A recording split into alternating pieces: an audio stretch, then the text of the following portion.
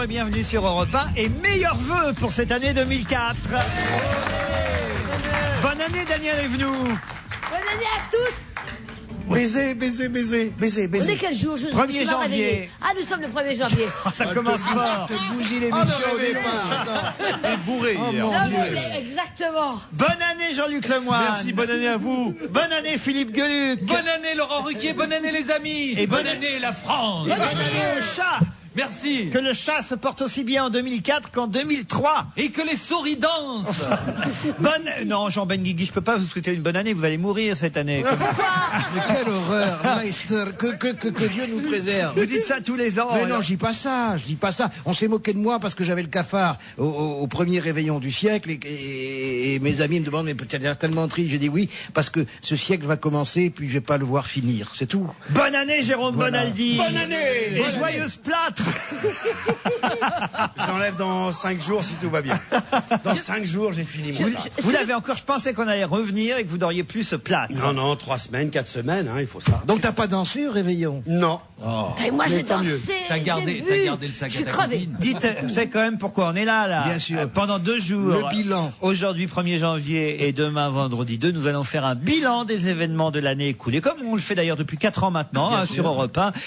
C'est d'ailleurs avec l'aide du journal Le Parisien qui nous envoie toutes les unes du journal, jour par jour. On va pouvoir revisiter ce qui s'est passé en 2003. Et c'est vrai que c'est souvent intéressant de revoir les unes 12 mois plus tard ou 6 mois plus tard. Là, je dis 12 mois parce que j'ai par exemple la une du mercredi 1er janvier 2003. La fête réussie. La fête était réussie l'année dernière à la même époque. Et comme cette année. Voilà, comme cette année. Et puis la marée noire était là aussi. Ça, c'était moins réussi. En marge d'un nouvel accident maritime au nord de la France, le pétrole du Prestige est bien arrivé sur nos plages. C'est sur la Biscarrosse et au Cap Ferré, et probable à Lacanau sur les îles de Ré et d'Oléron où les premières boulettes étaient en cours d'analyse il y a 1 an. Roselyne Bachelot, dans une interview au journal, disait que la France était prête. Oui, bah, ça pas elle. Hein. Elle était déjà ministre, vous vous rendez compte de la longévité de Roselyne Bachelot? Déjà elle. C'était ses premières boulettes. Oui. Et il y a 1 an, jour pour jour, Roselyne Bachelot appréciait encore Laurent Ruquier. Et oui, c'est vrai. Oh non, je crois qu'on était déjà fâchés. À Déjà ce moment-là. fâchés, d'accord. Ah, oui, on Vous était aviez déjà fait sa fâchés. petite robe rose? Alors, il y a d'autres choses qui sont intéressantes dans cette une du 2 janvier 2003. Il y a 1 an, terrorisme. C'est à la une. De nouvelles preuves accusent le bagagiste. Vous vous souvenez de cette histoire? Ah oui. Le Et nous baga- l'avions défendu Le ici. bagagiste de Roissy, dont on sait plus tard que finalement c'était un complot de sa belle famille contre cet homme injustement accusé. Le Parisien avait d'ailleurs fait son mea culpa quelques jours ou quelques semaines plus tard. Mais voilà, quand on revoit ces unes avec le recul, c'est amusant de voir de nouvelles preuves accusent le bagagiste. Et la justice a fait son mea culpa? Jamais, jamais. Non, jamais. Elle se trompe jamais. La justice est aveugle, sourde et muette. Oui. Pluie, vent, intempéries, ça ne s'arrangeait pas l'année dernière à la même époque. Le 3 janvier, la nature se déchaînait. Des inondations avaient touché particulièrement l'Oise, le Calvados, la Bretagne. À Paris, les parcs et cimetières étaient fermés. Je comprends pourquoi. À cause des risques parce que depuis la grande tempête. Que d'os. Oui, non, depuis la grande tempête, on a peur de chutes d'arbres. Oui. Et les parcs Et puis Et les croix. et puis un coup de vent et une pierre tombale, ça s'envole assez rapidement. Non, mais il y a des gens qui Ça venaient retombe prier sur la tombe de leurs proches, on voulait pas qu'ils prennent un tronc sur la gueule, quoi. Si près, paf. Voilà. Et Roselyne Près et Bachelot. chinois, à la C'est vrai fois. qu'on mourait de trouille encore à cette époque-là. Maintenant, c'est un peu plus libéral. Ah non, moi j'ai toujours peur. J'ai toujours peur quand il y a un grand coup de vent. J'ai le souvenir de cette tempête. Oui, mais je me rappelle qu'il fermait. Dès qu'il y avait un petit coup de vent, il fermait tous les squares. Maintenant, il les ouvre un peu plus quand même. Non, mais il ferme la Vous porte des parlez squares. quoi, des Non, cimetières? non, parce qu'il ferme la porte des squares à cause du courant d'air. Faut faire très attention. Et de Michael Jackson. Et de Michael Jackson. Faut quand même Ça le va dire. être comme le bagagiste, vous allez voir. Ah, Michael Jackson. Oh oui, c'est avec des parents d'un Ne me pauvre parlez gamin. plus de Michael Jackson, je vous en prie. Pourquoi? Ah, bah parce oui. qu'on vous a vu. C'est vrai, c'est vrai. Non, on va vous voir Ce soir, je vais danser Michael Jackson. Ce soir à 20h50 sur France 2, on a tout essayé, fait son prime, les 12 coups dont on a tout essayé. On va vous offrir des parodies qui, j'espère, vous le feront rire. Vous feront rire. On va vous offrir. Oh, voilà. C'est gratuit, c'est offert. Heureusement qu'elle est Voilà. enregistrée. Et moi, cette je voudrais émission, faire Il est minuit, docteur Eka Selzer. Et non, moi je fais quand même. Vous allez voir quand même Laurence Boccolini, mais plus vrai que nature. C'est Jean-Luc Lemoyne. C'est Jean-Luc Lemoyne, et c'est hallucinant parce que au bout de 2 minutes de la parodie, j'avais vraiment l'impression d'être en face de C'est la vraie. le concours Mister Rance. Non, c'est très rigolo. Et vous faites Michael Jackson. Je fais Michael Jackson, et j'ai été élu Mister Rance en plus, dites donc. Ne loupez pas ça, c'est ce soir à 20h50 sur France 2. À propos des pluies, des intempéries, des vents, des inondations qui touchaient la France le 3 janvier 2003, il y avait déjà et encore Roselyne Bachelot qui revenait à la une du Parisien. Fantastique. Quasiment 2 jours de suite. Elle présentait ce jour-là son projet de loi sur la prévention des risques. Risque qu'elle reste pendant un an ministre de l'Environnement. Et elle l'a fait quand même. Et elle l'a fait. Voilà. La côte atlantique se mobilisait. Canal Plus se mettait aussi à la télé-réalité. Vous êtes à quel jour déjà là? Toujours début janvier, 4 et 5 janvier. 4 et 5 Non, janvier, l'émission est programmée pour 6 heures. tu Et il sais. parle pas dans la presse là, il parle pas du Prime de l'année passée, dont on a tout essayé, Qui avait été excellent. Le 2 janvier. Le 2 qui janvier. avait avait crevé fait- tous les plafonds Qui avait d'audience. fait péter l'audimat. Faut pas rêver non plus. Il faut faire mieux ce soir. Ah ben, on était pareil l'année dernière contre Julie Lescaut. Et je le dis pour ceux qui pensent que ce soir c'est une rediffusion. Absolument. donc- De toute façon. mais c'est vrai, en plus. Mais bien sûr. Moi, j'avais vu à la première diffusion, vraiment, c'est le seul Julie Lescaut qui est totalement raté. Raté, Oui, c'est vrai. totalement. Et Dieu sait qu'on adore Véronique Jeunesse. Mais pourquoi elle n'est Il faut pas- bien que Jeunesse se Mais passe. oui, mais pourquoi Véronique Jeunesse Mais passe, repasse. Non, pourquoi Véronique Jeunesse ne joue pas dans ce Julie Lescaut? C'est incroyable. quand même. Canal Plus se mettait à la télé-réalité. Mais C'était quoi bah, c'était 60 jours. 60 jours, ouais. La LAN, Francis la LAN Lalanne. et machin. on a La LAN oublié. et Joe Star. Ah ouais, c'était Ça n'a remarquable. pas eu un gros succès avec le Non. recul maintenant. Non, faut On le l'avait dire. presque oublié. C'est marrant comme on oublie vite les poubelles de l'histoire, les trucs comme ça. Ah, il va être Bon, content, voilà. la LAN. C'était d'ailleurs plus rigolo de suivre Francis Lalanne, soyons honnêtes, que Joe Star dans cette histoire-là. Oui. Parce que Lalanne était quand même épique à regarder. Vous regardiez, vous, de temps en Moi, temps. je regardais, mais j'avais l'impression quand même que la vraie performance, c'est que Francis Lalanne a fait 60 jours de spectacle. Parce que je peux pas croire qu'il était comme ça dans la vie, ou sinon c'est grave. Ah non, il est comme ça. Il est Moi, je comme le connais. ça. Moi, je le connais. Je suis allé souvent au football avec lui, par exemple. Il est comme ça. Ah non, je confirme, il est comme ça. Un jour, j'habite en Belgique, au fin fond de la campagne, et un jour, il a débarqué chez moi, un mardi soir, Sans prévenir. et avec ses bottes et sa queue de cheval, et puis il s'est assis dans le divan, et puis il est resté très longtemps. Il nous a récité des poèmes de jeunesse en pleurant, et puis il a fait le tour, et on a un petit dessin de Hergé à la maison, et il l'a pris, il le trouvait magnifique, et puis il nous a dit au revoir. Il avait le dessin toujours dans la main. Alors je lui ai dit non, mais ça reste ici, et je lui ai dit au revoir, Monsieur Lalanne. Et sinon, il l'emportait.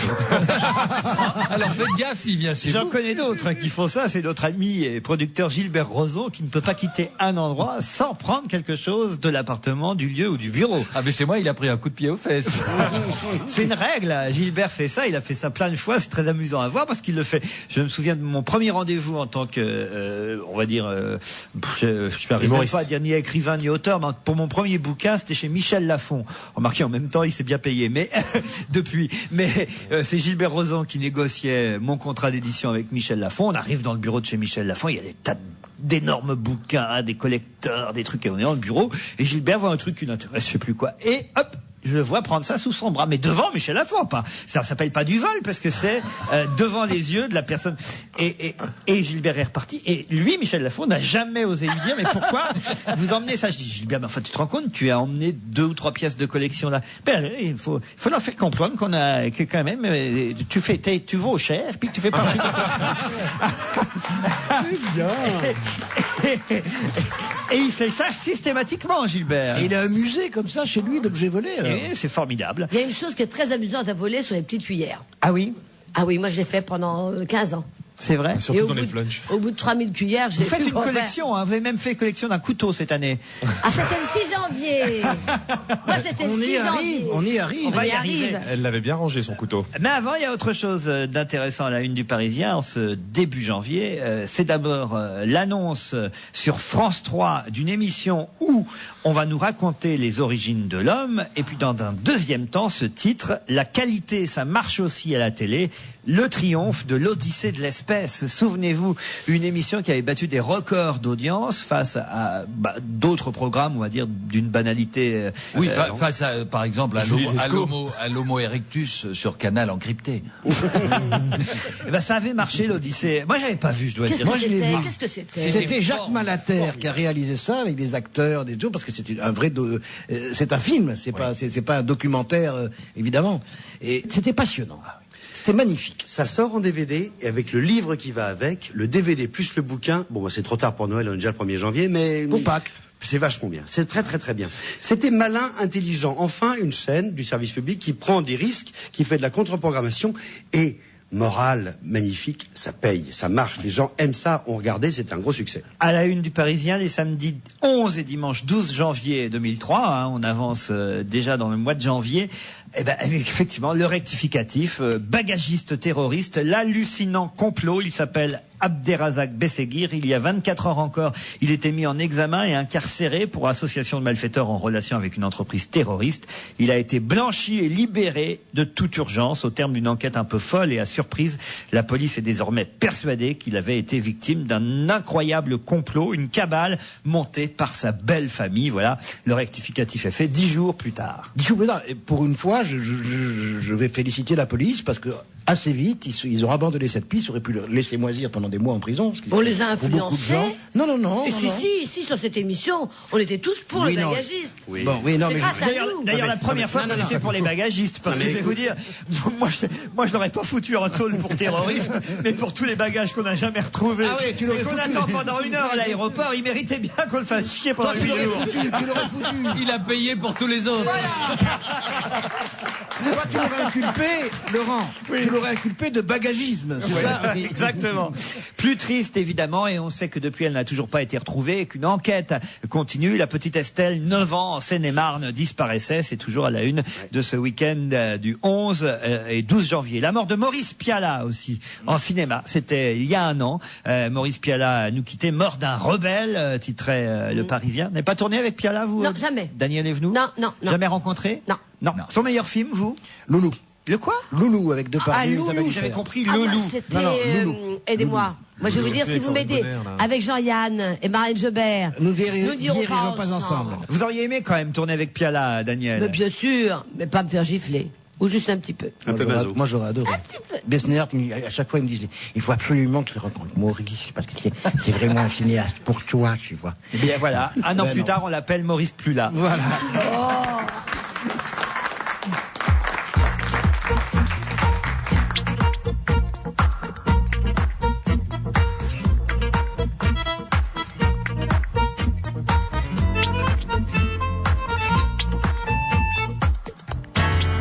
Whatever Lola wants,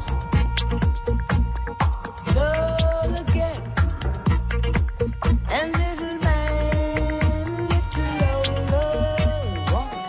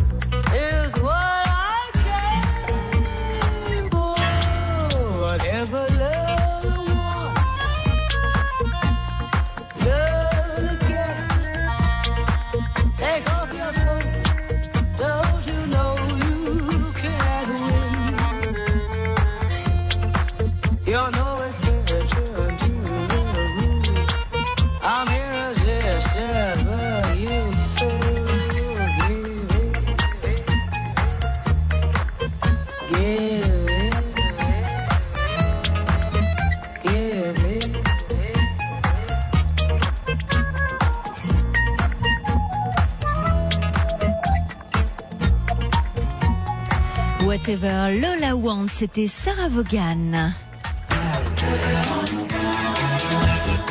On va se gêner toujours avec Jean Benguigui, Daniel Evenou, Jérôme Bonaldi, Jean-Luc Lemoyne, Philippe Gueluc. Une intéressante le vendredi 17 janvier. Pourquoi Jospin va revenir? Ça, quand même pendant un an. Hein. Elle aura tenu cette affaire-là. Nostradamus écrivait encore dans le Parisien.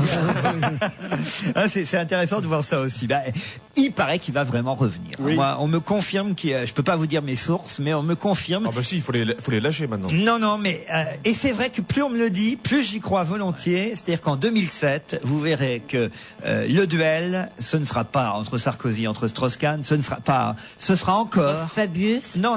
Chirac-Jospin. Encore Chirac-Jospin, le match retour. Mais j'y crois dur comme fer. Plus ça va vraiment, plus j'y crois dur comme fer. Et moi, pas tort. Mais Jospin a été blanchi aussi. Parce que Chirac ne laissera jamais Sarkozy passer. Il va se représenter, c'est d'une évidence absolue. Mais Chirac, il va finir comme le pape. Vous allez voir. Il va encore en faire 3 ou 4. Et ce sera comme les duels précédents. Ça sera la revanche, comme les grands matchs de boxe. Comme Mitterrand-Chirac, Mitterrand n'y est Et jamais. alors, qui passera? Et cette fois, ce sera Jospin. Voilà. En 2007. Donc, faut redevenir vite copain avec Jospin. Oh là là, faut y penser dès maintenant. Bon, tu arrêtes d'appeler Sarkozy tous les jours et tu recommences à appeler Jospin. La mort de Françoise Giroud aussi en janvier 2003. Il y a un an maintenant que Ça a fait disparaissait. beaucoup de bruit. Quoi, il y a déjà un an que Christine Ockrent est en larmes. Non, Annie Lemoine. Et Annie Lemoine, non, mais Christine Ockrent est le... En fait, il y a beaucoup de morts. En tout cas, il y a un an que Christine Ockrent et Annie Lemoine sont fâchés maintenant. Oui, il y a un an. Elles sont toujours Et fâchées. je voulais vous dire, ça ne s'arrange pas. Ah bon, t'as les tuyaux? Qu'est-ce qu'on a d'autre? Yannick Noah, assigné en justice par son ex-épouse pour la garde des enfants. On saura plus tard, je crois que ça s'est plutôt arrangé pour le tennisman chanteur. C'est toujours terrible, hein, ces histoires de couples qui se déchirent pour la garde des enfants. Elle lui reprochait de ne pas suffisamment bien s'occuper des gosses. C'est lui qui en avait la garde. C'est lui qui en avait la Et je garde. crois qu'il en a Elle toujours devrait- la garde. Il en a toujours la garde, mais on devrait être content quand on est débarrassé de ses enfants quand même. Je comprends pas les gens, moi. C'est vrai? C'est vrai, se lever le matin, un biberon la nuit, de vérifier les notes de l'école, leur acheter des tennis Mais ridicules. donne pas le biberon, donne le sein. Oh. Mais j'ai déjà fait. Surtout Jean. Non, parce que les poils, ça gêne les enfants. C'est vrai, ils en ont plein les dents, en fait. Ouais. Après, c'était épouvantable. Après, il parle comme Isabelle Mergo. Je l'ai qualifié par mon père, tu comprends? Ça vient de là. Isabelle Mergo a été allaitée par Linda de Souza. Et on voit ce que ça donne. On embrasse Isabelle, si elle nous écoute. Bonne année, Isabelle. Isabelle, bonne tournée. Tiens, un sujet pour vous à la une du Parisien le 23 janvier, Philippe Gueluc. La bande dessinée, ça cartonne. 30 millions d'albums se sont vendus en 2002. Je crois que c'est à peu près valable aussi pour 2003, l'année qui vient de se passer. Et là, ce chiffre, j'ai dû le partager avec d'autres auteurs. Et le 23 janvier s'ouvrait le Festival international d'Angoulême. Vous y étiez? Que j'inaugurais. C'est moi-même que je parlais sur la scène de la soirée de Eh ben remise ouais, des vous vous prix. souvenez que c'était il y a un an pile? Mais non. Il a mais même, ça- et Philippe, me souviens, vous avez téléphoné ici, où Laurent vous a appelé. Absolument. Janvier 2003, c'est la Côte d'Ivoire aussi qui faisait la une du Parisien, des émeutes à Abidjan. Les Français se cadenassaient chez eux pendant des heures. Des dizaines de milliers de manifestants s'en prenaient à tout ce qui symbolisait la France, l'ambassade de France en tête évidemment. Ils reprochaient violemment à Paris de les avoir lâchés au profit des rebelles. On ne sait pas trop comment ça s'est terminé cette affaire. C'est toujours pas vraiment terminé. Ça Hein. n'a pas terminé. L'armée française est toujours en Côte d'Ivoire, non? Oui, elle fait le no man's land entre le territoire rebelle et l'autre côté. Et c'est pas simple. hein. C'est un merdier là-bas aussi. Ah oui. Et à propos, où t'habites, Jean? En Côte d'Ivoire. Oh vraiment, alors ça. Excusez-moi, je recycle. C'est des trucs que j'avais pas pu liquider en 2003. Sur les soldes. Taxi 3 hein, sortait aussi en janvier 2003, un taxi sexy, le troisième volet d'une série culte avec toujours les mêmes recettes évidemment, humour, action à plus de 295 km/h. Il serait interdit aujourd'hui, ce film-là. Luc Besson engageait l'actrice suédoise Emma Sjöberg sur cette photo. 120 000 spectateurs avaient déjà assisté aux avant-premières avant évidemment que Taxi 3 cartonne comme les deux précédents. Mais un petit peu moins, mais c'est vrai, ils ont fait un gros carton. Je crois qu'ils ont fait 6 millions, quelque chose comme ça. Ouais, non, ça a très bien marché. Ouais. Mais il serait pas interdit de nos jours en 2004 Bah, hein c'est-à-dire qu'ils pourront pas faire le 4. Parce que justement, il n'y a plus de permis pendant 90 ans à peu près, là. En roulant à 300 km/h, c'est bon. Allez, moins drôle, des morts dans l'espace. On arrive au mois de février, le 2 février. Nouvelle terrible et grande tristesse, a déclaré le président Bush après la désintégration de la navette Columbia qui s'apprêtait à rentrer dans l'atmosphère. J'avais oublié, moi, cette affaire-là. Ça date donc d'il y a un an, un peu plus, un peu moins, un peu moins. Le 2 février, dimanche 2 février, la catastrophe avait entraîné la mort de 7 personnes, dont 2 femmes, et le premier astronaute israélien. Des débris de l'engin étaient découverts au Texas. Ça avait quand même bouleversé le monde. Oui. Ouais. On l'avait quasiment en direct Même en sur Israël. CNN, on avait revu les images. Et vous savez qu'il y avait les survivants, c'était assez impressionnant. Ils avaient emmené avec eux des petites boîtes pour faire des expériences là-haut, en particulier avec ce qu'on appelle des petits vers, des vers némapodes. Tout avait explosé, sauf cette petite boîte. On a retrouvé les êtres vivants, les petits vers, qui étaient encore vivants quelque part dans une forêt au Texas. Et alors, ils ont fait des interviews, les trucs, non? Ils ont raconté. Non, c'était assez impressionnant. Des Les vers Ce Bonaldi est fou. Moi, je croyais parce qu'il Ah non, non, il parlait c'est d'êtres formidable. vivants. Je pense qu'il y avait un astronaute qui était. Non, Non, il y avait des vers. Des vers némapodes, pas les némapodes. 7 morts, 2 femmes, 5 hommes, et on se rappelle évidemment la signification du sigle NASA. Nous avions 7 astronautes. Très joli. Le premier jour, c'est aujourd'hui, 1er janvier. C'est aussi une chanson d'Étienne Dao que je vous propose d'écouter maintenant. Lui aussi est revenu avec un nouvel album. On va se gêner avec Ben Guigui, Gueluc, Le Moine, Evenou, Bonaldi. Bonne année à ceux qui nous rejoignent. Bonne santé. Mettez la main dans le porte-monnaie. Bonne année, bonne santé, bonne Aldi. Tous ensemble, nous revisitons l'année 2003, un peu dans le rétro, comme ça, voir ce qui s'est passé l'année écoulée. C'est toujours intéressant de voir comment les événements ont évolué. Comme le temps passe, surtout. Et comme le temps passe, comme on oublie certaines choses, et aussi... J'ai failli vous dire, et Lady Diana. la une... Alors ça fait 6 ans. Ah oui, ça... Mais t'es envoyé par une radio concurrente pour bousiller cette émission. Je dis tout de suite. Il est au courant pour Lindbergh, il a traversé l'Atlantique. Le Parisien, en tout cas, nous a envoyé toutes les unes de l'année 2003. Elles nous servent justement à faire ce bilan rétrospectif et introspectif de ces 365 jours écoulés. À la une, par exemple, du mardi 4 février, Jean-Pierre Raffarin, habile. Sur TF1, il avait présenté son plan de réforme des retraites, le plan de François Fillon, d'accord, en disant que c'était un plan qui, à la fois, mêlait le consensus et la justice. Il a résumé les grands principes développés sur ce problème des retraites, en rappelant que la retraite, c'est de la vie en plus de la vie, mais sauf que très vite, les jours qui suivaient, les Français manifestaient dans la rue contre les retraites. La grande pagaille, 3500 salariés dans l'angoisse. Enfin, on lisait vraiment, on avait des manifs un peu partout. Il y avait Air Libre en même temps qui était touché. Bref, c'était le bordel. Mais le gouvernement n'a pas cédé sur ce problème des retraites. On se demande si c'est réglé d'ailleurs. En fait, c'est réglé le problème des retraites? Non, je crois pas. Ah bon, Non, c'est pas encore. Je crois que les trucs sont pas encore passés, Voilà. les modalités d'application. Ça a été réglé tout de même en partie au mois d'août. Comment ça? Les retraites? En partie seulement. Une partie. En partie. C'est vrai que ça a été un beau succès du gouvernement, ça. D'autres choses, 77% des Français contre la guerre en Irak. Ça y est, on commence à en parler, on commence à sonder l'opinion. Est-ce que la France va suivre les États-Unis? Là, on est le 9 février, on ne sent pas Moi, encore. je dis non. Non. Je pense que non. Elle va pas le Tu crois qu'elle aura pas lieu? Non, il va pas le faire, Bush. Non, elle n'aura pas lieu. Bush, c'est un dégonflé.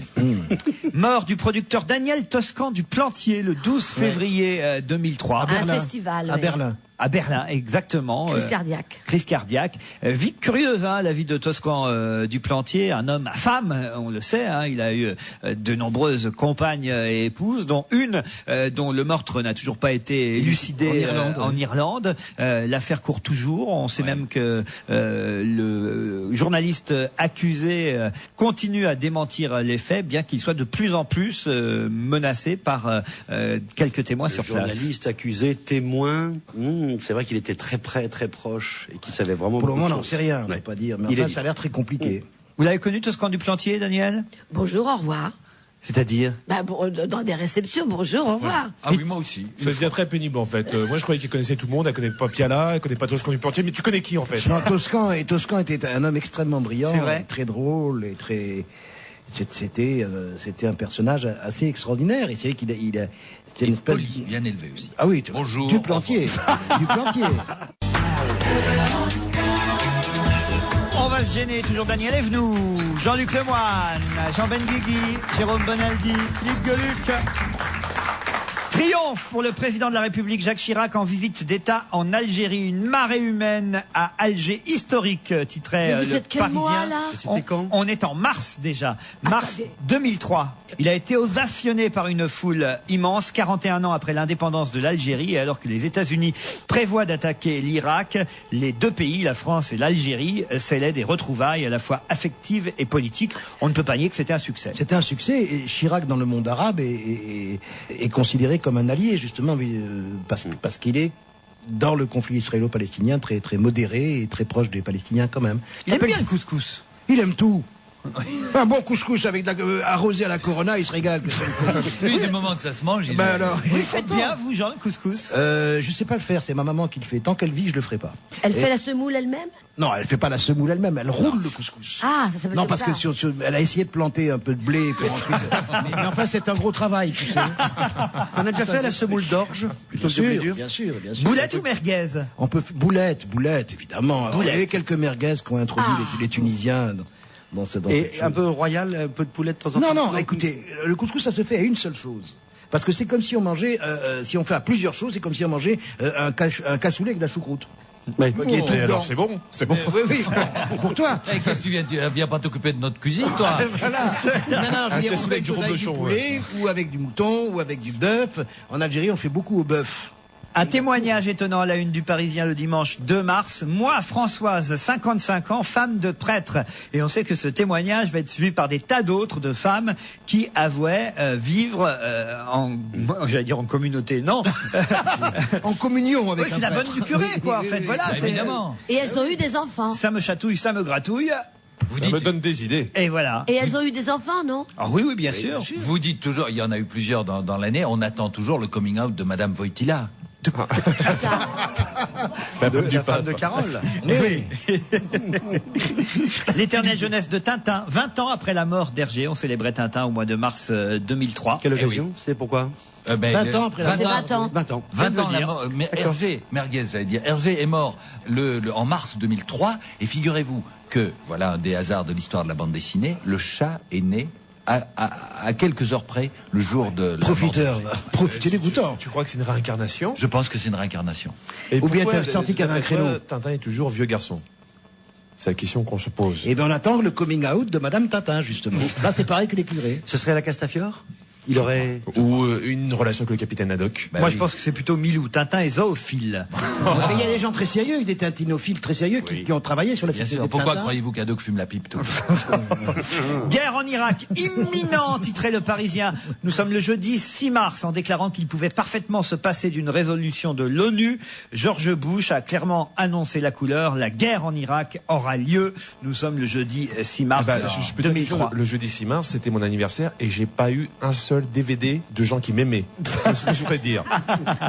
Mais vous n'aviez pas 40 ans non plus. Non, Jean-Luc. 33, mais c'est déjà Ah bien. bah voilà, 33. Chirac dit non à Bush, hein, on avance.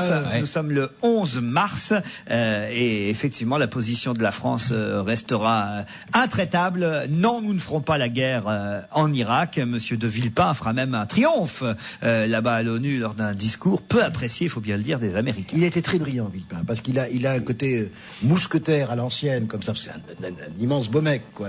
Diplomate à la française. Ouais, diplomate à la France. On a envie de le voir avec un tricorne et un panache, quoi, comme ça. Et il a été formidable. Cela dit, un an après, ça fait frémir parce que je ne sais pas si vous avez vu ce numéro d'envoyé spécial, c'est fin décembre, qui faisait une enquête extrêmement pointue et serrée sur tous les mensonges de Ah oui, l'administration je l'ai Bush. vu. Pour préparer la guerre, pour justifier la guerre. qui ont Les armes sorti de destruction massive. Qui n'existent Absolument, pas, oui, qui c'est n'existent extraordinaire. pas, et on sent qu'ils font à quelques semaines de distance des déclarations qui sont l'une à l'opposé de l'autre. Ils sortent un faux qui est en rapport sur une livraison d'uranium. Qui est faux, qui est signé Absolument. par un ministre qui n'était plus ministre depuis 20 ans. Oui, c'est ça ça. qui est extraordinaire. C'est Plus que les complètement- documents que les Anglais ont trafiqués leur ont donné aussi. C'est pourquoi nous sommes fiers d'être français. Mais il y a des moments Quelle où je suis fier d'être français, quelle c'est qu'on n'ait pas importance marché dans cette histoire. Ça marche. On avait déjà vu, après la première guerre en Irak de Bush père, qu'ils avaient déjà menti énormément. Ça avait été dit, dévoilé, redévoilé. Et alors Et le alors, fait que ça Saddam passe. Hussein ait été arrêté, tout ça va peut-être être oublié, non? Non, tu parles, ça change Nous rien n'en du sommes tout. pas là au mois de mars. Il n'est pas arrêté. N'allez pas plus vite que la musique. Les gens ne le savent pas, ne leur dites Non, mais rien. moi j'étais née l'année dernière. J'aurais pas eu de guerre. Au mois de mars, il Il court. n'y a pas encore. Nous sommes avant-guerre, là. Au mois de mars, L'après-guerre, Très dur à comprendre. il court toujours comme Ivan Colonna. Fernandez, voilà qui va vous intéresser. Jean-Luc Lemoyne. Louis, pourquoi je pars? Nous sommes le 12 mars 2003, au lendemain du triomphe à Marseille. Le PSG avait gagné au stade Vélodrome. 3-0. Luis Fernandez annonce aux Parisiens: il ne sera plus l'entraîneur du Paris Saint-Germain la saison suivante. Une confession. Fernandez reconnaît pour la première fois ses fautes, ses erreurs. Pour la première fois aussi, il s'en prend fermement aux actionnaires, aux dirigeants et dresse un état alarmant du club de la capitale. Ça s'est arrangé quand même depuis les affaires du PSG. Ça va mieux depuis que Vaïdé Lodzik est arrivé, que Quand je Francis vois. Caillot aussi, mais c'est vrai que c'est un discours qui revient à chaque fois qu'un entraîneur arrive au Paris Saint-Germain et dit l'état du club est déplorable et tout.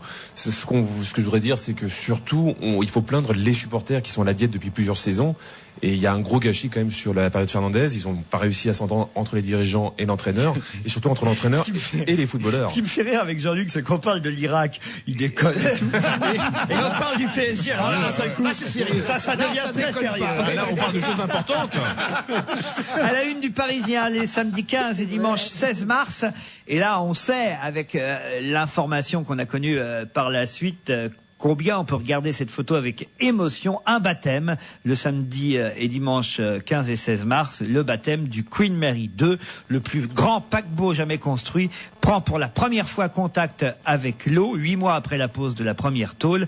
Et on nous annonce qu'il sera entièrement fini en décembre. On ne se trompe pas, effectivement, il sera entièrement fini en décembre, mais on sait qu'hélas, Il y a eu cet accident. parmi les visites du Oui, mais mois faut de pas décembre. le dire, hein, j'ai compris le jeu.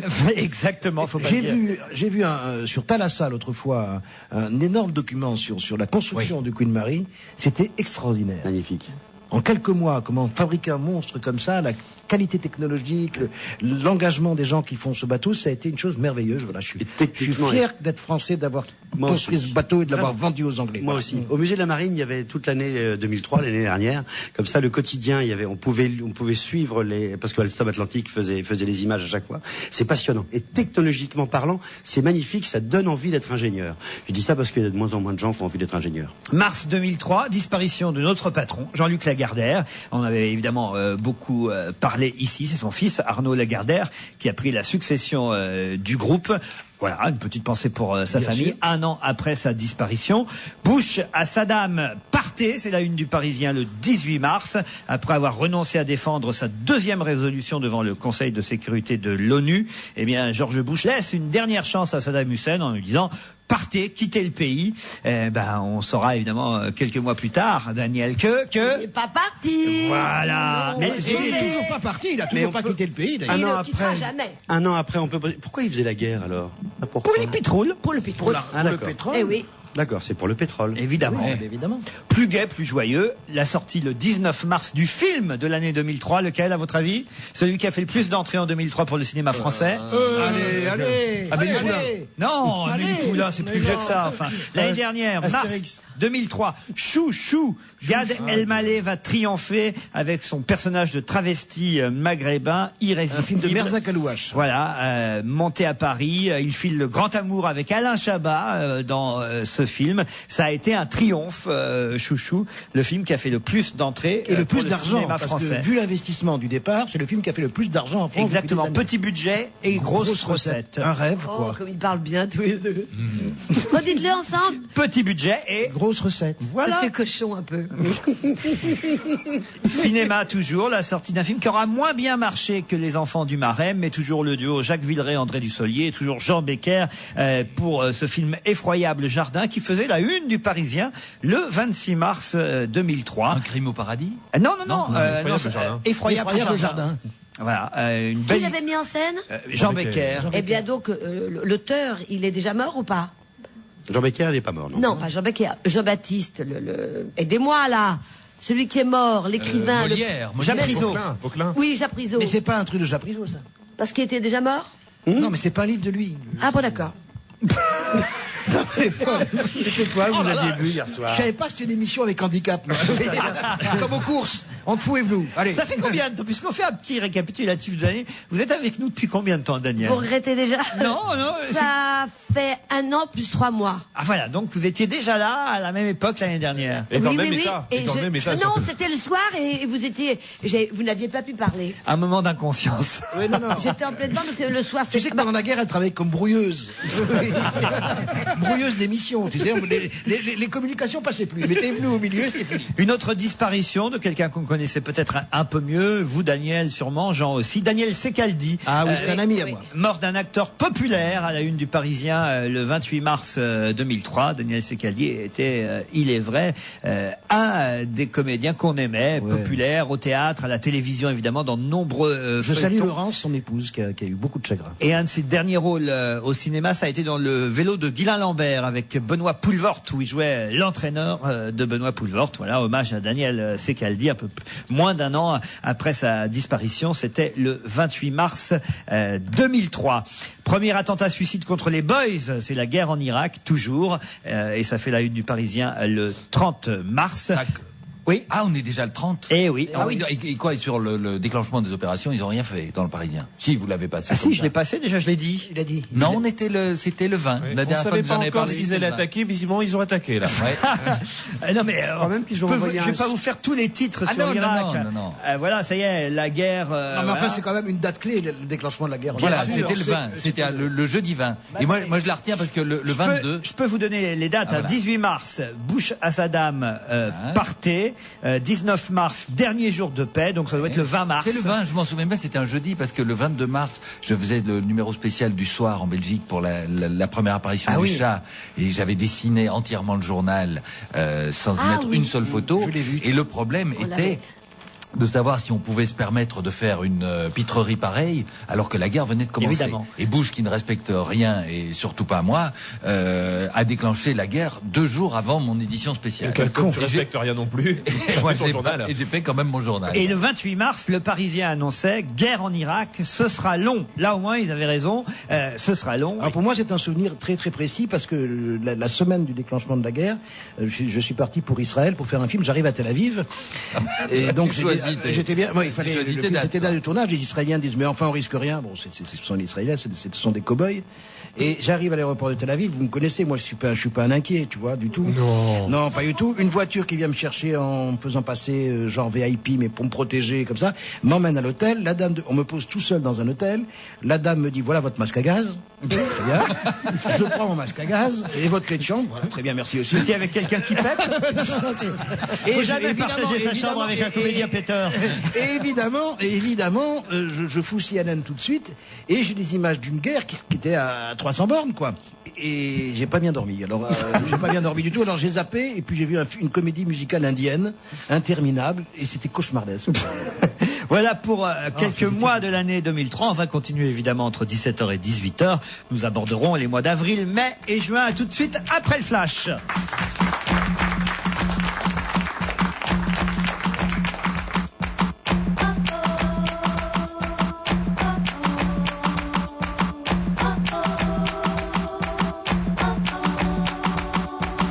Honestly, if I tell you what you wanna know, love, there ain't another, don't want no other lover. I put nothing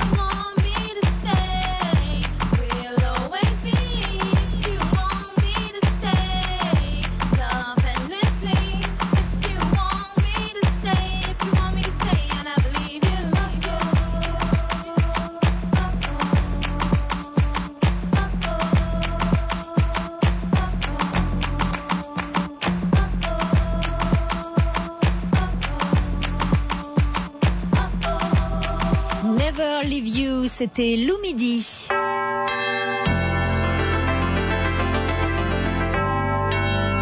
Vous écoutez Europe 1, il est 17h, on se retrouve après le flash présenté par Christophe Carré.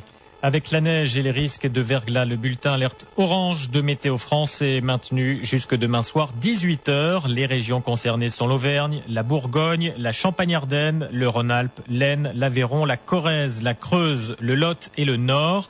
Le CNIR vous conseille, si vous le pouvez, d'éviter de prendre votre voiture. Il n'y a pas que sur les routes que la neige provoque des perturbations.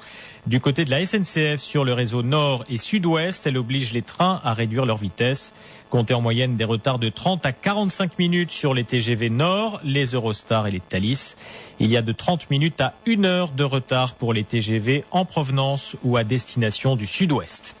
Jean-François Mattei à Lens, cet après-midi, il y est arrivé il y a un peu plus d'1 heure. Le ministre de la Santé rend visite aux malades hospitalisés pour la légionellose. Il est maintenant attendu à la sous-préfecture pour rencontrer les élus locaux dont les communes sont concernées par l'épidémie. En un peu plus d'1 mois, elle a touché 53 personnes, 6 en sont mortes. Des experts sont sur place pour tenter de localiser les zones d'infection. La sécurité autour des avions à destination des États-Unis. Le Washington Post révèle qu'hier et avant-hier, des bombardiers américains F-16 ont escorté au moins 2 appareils d'Air France qui faisaient route vers Los Angeles. La veille et le jour de Noël, ce sont 6 vols entre Paris et la même ville qui avaient été annulés par Matignon. Les États-Unis avaient fait part au gouvernement français de menaces d'attentats. Alors que la réforme de leur assurance chômage est mise en place aujourd'hui, une cinquantaine d'intermittents du spectacle occupent depuis ce matin la Villa Médicis à Rome, en Italie. Ils expliquent avoir choisi ce lieu parce qu'il est un symbole, disent-ils, de l'excellence culturelle française. Et l'Italie parce que les conditions sociales y sont encore plus précaires, disent-ils, qu'en France pour les gens du spectacle. Le Dakar, c'était le départ officiel aujourd'hui avec le prologue, 1,5 km sur une piste montée à Clermont-Ferrand dans la catégorie auto. L'épreuve a été remportée par le japonais Shinozuka sur Nissan. Chez les motos, c'est l'italien Matteo Graziani sur KTM qui s'est imposé. Ce soir, les pilotes rejoignent Narbonne d'où ils partiront demain pour la première étape. Les courses cet après-midi à Vincennes dans la 6e, un nom partant le 3, premier le 11, gagnant 3,90 €, placé 1,40 €. Deuxième le 7, placé 1,80 €. Troisième l'As, placé 1,60 €. Dans la 5e, toujours à Vincennes, tous courus. Premier le 11, gagnant 3,60 €, placé 2 €. Deuxième le 9, placé 3,40 €. Enfin, troisième le 4, placé 3,40 € également. 17h03 sur Europe 1. Dans un instant, retour de Laurent Ruquier. À tous ceux qui ne pensent pas encore à la retraite. Bonne année. Et à tous ceux qui y pensent déjà. Une très heureuse, une merveilleuse, une très bonne année. AXA souhaite une très bonne année et une excellente santé financière. Quand on est bien entouré, avec AXA à nos côtés, nous cheminons plein de gaieté vers plein d'années de bonne santé. En 2004, avec AXA, votre opinion sur la retraite va changer. AXA, protection financière. Rendez-vous dans le réseau AXA et sur AXA.fr. On va se gêner avec Jean Benguigui, Daniel Evenou, Jean-Luc Lemoyne, Philippe Gueluc, Jérôme Bonaldi. Et aujourd'hui, 1er janvier, on peut encore répéter à tous nos auditeurs, bonne année! Et regardez devant nous ce qu'on a, on va pouvoir le partager. Un nouveau gâteau. Un gâteau péteur, c'est très joli. Non, un gâteau qui s'appelle Cotillon. Il a été conçu uniquement pour la Saint-Sylvestre et le Nouvel An. 34 000 professionnels ont décidé d'inventer un gâteau spécial pour la nouvelle année. Et c'est joli comme nom, Cotillon. Je trouve ça. 36 000, c'est 36 000 pour faire ça. Et c'est un invendu d'hier soir? Non, il y a quoi à l'intérieur? Ils l'ont fait pour nous, la Saint-Sylvestre aujourd'hui. Un cadeau. Le seul problème à la radio, c'est L'emballage. Attention. Ne nous le gâche pas, on va le goûter. Ça fait le feu, je crois. Un biscuit fondant aux amandes et mousse au chocolat légère qui alterne sur la base d'un pailleté feuilleté praliné croustillant, le tout emballé dans un glaçage chocolat 75% de cacao. Ce sera, on l'espère, le gâteau traditionnel de la Saint-Sylvestre et du Nouvel An désormais. On va le goûter. On va le goûter et parce les auditeurs qui aujourd'hui nous écoutent. Moi, j'ai tellement mangé hier soir, j'ai pas déjeuné à midi, et là, vers 5h, 5h15, j'ai faim. Et ce soir, en regardant le Prime, dont on a tout essayé à partir de 20h50 sur France 2, un petit morceau de cotillon, hop, ça ira très bien. Et c'est reparti. Et voilà, et voilà. Hein, et hop, tu manges un morceau de gâteau, tu peux plus bouger, t'es assis devant la télé. Nous continuons notre bilan de l'année 2003 grâce aux Parisiens qui nous ont envoyé toutes les unes du Merci, journal les Parisiens. paru l'année écoulée. c'est aujourd'hui, hein. Nous sommes le 1er avril 2003 et là on nous annonce 1er avril 2003 pneumopathie, ce qu'il faut savoir car ça y est, il y avait ce problème du SRAS. Vous vous souvenez de ça? Poisson d'avril, pneumopathie, poisson d'avril. On l'a oublié cette affaire du SRAS en fait. Bah, ça a été Ah non, assez ça vite fait peur réglé, tout en le fait. monde. Ça fait peur à tout le monde pour pas grand chose. Ah non, non, non. Ah oui, mais ça a fait peur. Enfin, Ah non, non, non, non. Écoutons le docteur Bonaldi. Attention. Non, rétrospectivement, attends, c'était un vrai virus méchant et Oh tout. là là. Non, il a fallu les... Ça me les rappelle les moments où on foutait des pédiluves devant tous les endroits publics, où on devait se laver les godasses pour l'histoire de la fièvre, je sais pas quoi. C'est des conneries, tout ça, C'est enfin. pas vrai, il était très très méchant et heureusement que les scientifiques du monde entier, y compris ceux de Pasteur à Paris, ont réussi à l'éradiquer. Tu sais que c'est mauvais pour ton plâtre. Non, C'était une formidable aventure scientifique. Vraiment, c'était un vrai danger, une vraie saloperie ce virus. Vraiment. Et parce que, maintenant, oui, on l'a vaincu, donc c'était pas grave. Bah oui, il y a une vraie guerre derrière. Souterraine, mais héroïque. Oui, et c'est vrai, et vous, comme vous avez des origines asiatiques, mon cher Je me Jean-Luc sentais très touché, moi, mais je mangeais même plus de nem. moi, J'avais je me peur. souviens, je vous invitais pas à cette époque.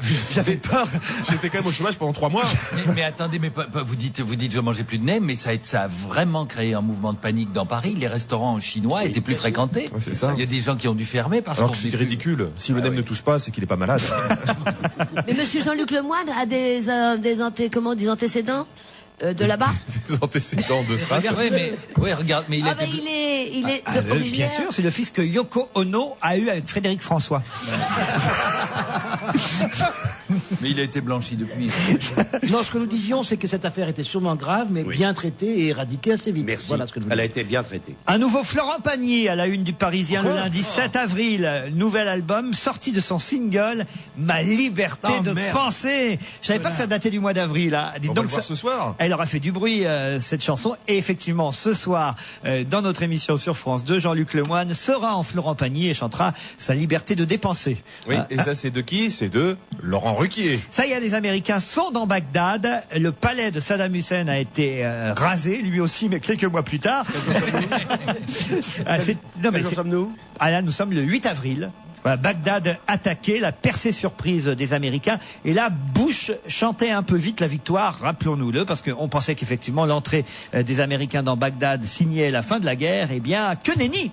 Et ceux qui disaient, c'est pas si simple, ça va être le merdier, ils étaient traités d'anti-américains primaires.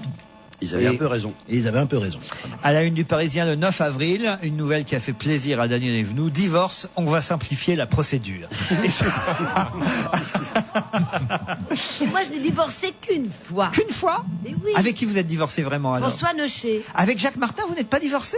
Non, parce que nous n'avons jamais été mariés. Ah, j'étais persuadé que vous aviez été marié. Non, non, non, non. Il n'y a jamais eu de mariage entre Jacques et vous? Non, jamais. Ça, ouais, je suis surpris. Oui, j'en suis sûr. Jacques, il s'est marié seulement avec Nicolas Sarkozy, c'est ça? Voilà. J'en Jacques- profite pour souhaiter une bonne année, et une bonne et encore meilleure santé. Bon, on sait déjà que l'année 2003 a été meilleure pour lui. Bonne année, Jacques. Bonne année, Nous Jacques. avons déjeuné ensemble hier. Voilà. Et il va de mieux en mieux. Et on l'embrasse, Jacques, et on lui souhaite une bonne année 2004. César, 10 ans et demi, 1m39, le deuxième long métrage de Richard Berry en tant que réalisateur, sortait en avril 2003. C'était plutôt une réussite. Ouais, très Ça très a bien bien. marché. Bien marché. Il y avait juste, moi, la fin dont je raffolais pas, mais tout le début, c'était plein de sensibilité. C'était un très très beau film. Alors la photo qui nous ramène à la guerre en Irak le 10 avril 2003, c'est laquelle à votre avis? Quelle photo qui a symbolisé cette guerre en Irak? La chute de Voilà, la statue de À Bagdad. Saddam Hussein tombant à Bagdad. Nous sommes là le 10 avril 2003. Jérôme? Tombant à pas n'importe quelle heure, on avait fait exprès d'attendre les journaux américains de façon à ce que ce soit en direct. Ça aussi, c'était de la Et communication. il n'y avait pas grand monde sur la place, Non. ça aussi. Et on se rend compte maintenant que peut-être sur la place, des Irakiens qui disaient ouais, c'était peut-être aussi des Américains déguisés en Irakiens. Non, je sais pas. Tu soupçonnes toujours des trucs, tu vois. Ah non, moi c'est parce qu'on me l'a dit que je. Ah bon, d'accord. Est-ce que déjà on parlait de cette femme américaine militaire? Pas encore. Ce Ah bon, sera pour d'accord. plus tard, Daniel. Mais en revanche, Trop vite, Daniel, tu vas trop vite. le dimanche 13 avril, à la une du Parisien, ce titre va être un feuilleton. Le retour de Jospin à la radio. Il a un problème au poumon, sûrement. Non, il reprend les matinales sur Fun. C'était pas sur cette radio? C'était chez Jean-Pierre Elkabbach, ici sur Europe 1. On me confirme. Les héros de l'enfer, c'était la 101e édition du Paris-Roubaix aussi, le 14 avril 2003. Est-ce que vous vous souvenez qui l'a gagné? C'était un match de foot. Paris-Roubaix. Laurent Fignon? Non, c'était il y a longtemps. Laurent Fignon. Ah oui, c'est Bobet. Rétrospective de l'année. La Rigade. C'est un Belge, Van Petegem, qui avait gagné. Voilà, le Paris-Roubaix. Et Quand on pense qu'il est assis sur une selle toute la journée. Le premier Français s'appelait Guédon et terminait 12e. Il s'appelait Guidon, c'est bien. Du Paris-Roubaix.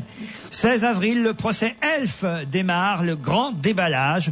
Un déballage finalement qui n'aura pas vraiment touché grand monde. Ils n'ont pas déballé tant que ça, moi je trouve. Hein, on en avait tellement parlé avant. Ouais. Sirven qui disait qu'il y avait de quoi faire tomber la République.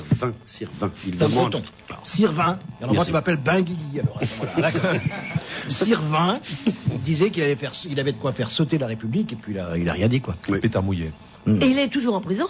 Oui. Nous sommes encore en avril 2003 et Virginie Ledoyen est tête d'affiche du film Bon Voyage, le film de Jean-Paul Rapneau avec aussi Gérard Depardieu, un film qui n'a pas très bien marché et c'est fort dommage parce que moi j'avais trouvé excellent ce film de Rapneau. Mais il y avait eu aussi un gros problème pour la promotion de ce film, c'est l'absence totale d'Isabelle Adjani, c'est-à-dire que en fait la promo du film avait été faite autour de Virginie Ledoyen et je veux dire que c'était assez inconvenant parce que la vraie star du film c'était Adjani et c'est vrai que dans le film c'était assez amusant parce que moi j'avais vu le film, Virginie Ledoyen prenait toutes les poses adjaniennes, c'est-à-dire que elle piquait tous les trucs de l'autre et Adjani avait été écartée, c'est pas elle qui avait refusé de faire la promotion, elle a été écartée. J'avais eu la chance et l'occasion de rencontrer Isabelle Adjani à l'époque et c'est elle qui souffrait du fait qu'on ne l'avait pas inscrite dans le programme de la promotion du film et là ça a peut-être pâti. Tu penses que c'était une erreur? Je pense que ça a été une grosse erreur. Parce que c'était un film très populaire. Il y a longtemps qu'Isabelle Adjani n'avait pas un film aussi grand public que ça, parce qu'elle avait fait des films un peu intello qui avaient vraiment pas bien marché. Celui-là, il aurait pu excellemment marcher, mais on n'a pas profité du fait qu'Adjani était le ratage de l'année où le film qui aurait dû rencontrer le public et qu'il l'a raté cette année. Totalement.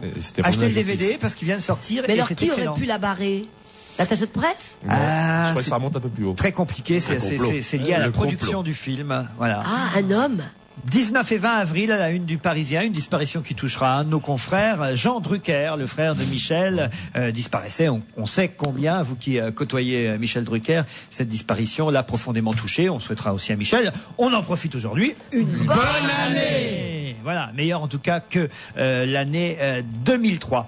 Ronny, c'est qui? Ronaldinho. S'en prend à Luis Fernandez. Ça, c'était le grand feuilleton, hein, donc. À l'issue du match Nantes-Paris Saint-Germain, match nul 1-1, qu'est-ce qui s'est passé entre il a pas voulu danser un slow avec lui en boîte. C'est ça, Fernandez reprochait à Luis. Il y a eu plein d'affaires. On reprochait à Ronaldinho de passer ses nuits en boîte de nuit. On lui a reproché d'amener une fille lors d'une mise au vert. Il y a eu plein de choses. Donc de toute façon, ça a été un grand feuilleton. Et puis maintenant, ironie du sort, ils se retrouvent tous les deux à Barcelone. C'est un truc que j'avais un peu zappé, moi, dans l'année. À la une du 21 avril 2003, ça c'est intéressant parce qu'on connaît les suites de cette affaire. C'est la première fois qu'on trouve ça en titre du Parisien l'année dernière. 21 avril 2003, la nouvelle guerre du foulard. Hué pour avoir rappelé les règles concernant le port du foulard en France devant les musulmans radicaux de l'Union des organisations islamiques de France, Nicolas Sarkozy a relancé une polémique toujours très présente dans les écoles où l'exclusion des élèves voilés se fait au rythme des décisions de justice contradictoires. Mais c'est lui qui a relancé la guerre. Hein. Moi, je trouve la polémique. Non, tu ne peux pas dire ça. Il a dit tout haut ce que les gens vivaient tout bas, tout le temps, dans les hôpitaux, dans les écoles et dans les lycées. Simplement, il s'est pas voilé la face, c'est tout. Laura Smet a corps perdu, les débuts au cinéma de la fille de Johnny Hallyday et Nathalie Baye, avec succès, on le sait, dans un film difficile où elle jouait une jeune femme atteinte d'un cancer, le crâne rasé, je crois. Les corps impatients. Exactement. Laura Smet est à la une du Parisien le mercredi 23 avril. Nice People! Oh, vous m'avez fait peur. Ça y est, il se prend pour Serena. Qu'est-ce que c'est cette histoire? Ah, il y a de quoi. Nice People en avril 2003 était annoncé à la une du Parisien, ambiance provençale, couleur chaude, des meubles bois lazurés. Le Parisien avait visité les 450 mètres carrés que les 12 candidats européens de Nice People arpenteront à partir de cette fin du mois d'avril. domicile devant les caméras de la Une, un grand loft. Hein, c'est ça qui est drôle parce que TF1 avait évidemment critiqué énormément le loft et ils ont fait un loft européen tout de suite après. C'est bien que vous en reparliez parce que ce truc-là, je l'avais un peu zappé aussi. Moi aussi. Mais d'une autre manière, avec ma télécommande. Et ça avait marché, Nice People, sur Pas TF1? vraiment. Non, pas vraiment. Et pourtant, ils s'étaient donné du mal. Hein, parce Et même que quand c'était ça leur a coûté du pognon. Parce que inviter toutes les vedettes chaque semaine, au début ils en mettaient une, après ils en mettaient deux, ils savaient plus quoi faire. Mais ça, c'était pas prévu au départ. C'est Oui, parce c'est que ça ne marchait pas qu'effectivement, ils ont fait rentrer très vite dans ce fameux loft européen. Ah, même le chanteur aveugle, si gentil. Ah oui, Gilbert Montagnier. Ça ne dérangeait pas, Il y il a eu voyait De rien. Chavannes, il y a eu Non, De mais- Chavannes, De il y Chavannes. a eu Maïté. Gynéco, il y a eu Francis Lalanne, c'était un Smaïn. grand moment. Francis Lalanne, Smaïl. Il y a eu beaucoup. Tous de ceux gens. qui avaient vraiment besoin de promo. Voilà. Non, Ou Gilbert, d'argent, non. ou d'argent. Tiens, je veux dire bonne année à Gilbert Montagnier. Oh, Je Gilbert l'adore. Montagnier, il a besoin de promo aussi, croyez. Ça fait 20 ans qu'il n'a pas vendu un disque, Daniel Evenou. Et- et Ah, moi, bizarrement, j'en ai acheté. Mais les choses sont bien faites. Juste après ça, il y a un disque qui est sorti chez AZ. Bah voilà, De Gilbert de Gilbert Montagnier. C'est magique. Comme par hasard. Personne l'a vu, hein. En fait, il fallait dire Nice People parce que Ah ça non, se on passait peut à être Nice. aveugle et con, hein, faut pas non plus. Tu l'as déjà vu, toi, la femme de Montagnier? Oui, bien sûr. Lui, jamais. Elle est très sympathique. Mais je les aime bien tous les deux. Attention. Oui, oui. Oh, Laurent aussi. Bon, il les aime pas, lui. Oh non, non, je trouve que c'est un démagogue fini. Je pense que je suis pas sûr qu'il soit le meilleur représentant des non-voyants en France, Gilbert Montagnier. Je suis désolé de le dire. C'est bien qu'il y en ait un parce qu'il faut effectivement médiatiser parfois les handicaps. Je sais qu'on a un ami non-voyant d'ailleurs dans notre public qui vient régulièrement ici nous voir, j'allais dire, en tout cas nous écouter. Mais et franchement, je pense pas que Gilbert Montagnier soit le meilleur ambassadeur des non-voyants. Il faut trouver un autre chanteur aveugle, c'est pas évident. C'est pas évident peut-être, mais On franchement. peut pas leur crever les yeux non plus, Laurent. Ça fait beaucoup rire. Voilà. Non, mais ce qui est sûr, c'est qu'il a été médiatisé, devenu une vedette avant qu'on parle de ces minorités, de ces choses comme ça. C'était, il a jamais fait carrière là-dessus, je pense pas, quoi. Voilà. Non. Enfin, dans Nice People, ils avaient été particulièrement salauds parce que pour mettre un peu de suspense et qu'il y ait de l'audimat, ils changeaient les meubles de place tous les jours dans le loft européen. Can't get out of bed today or get you off my mind. I just can't seem to find a way to leave the love behind. I ain't slipping, I'm just missing. You know what I'm saying, you know what I mean. You kept me hanging on a string, why you make me cry. I tried to give you everything, but you just gave it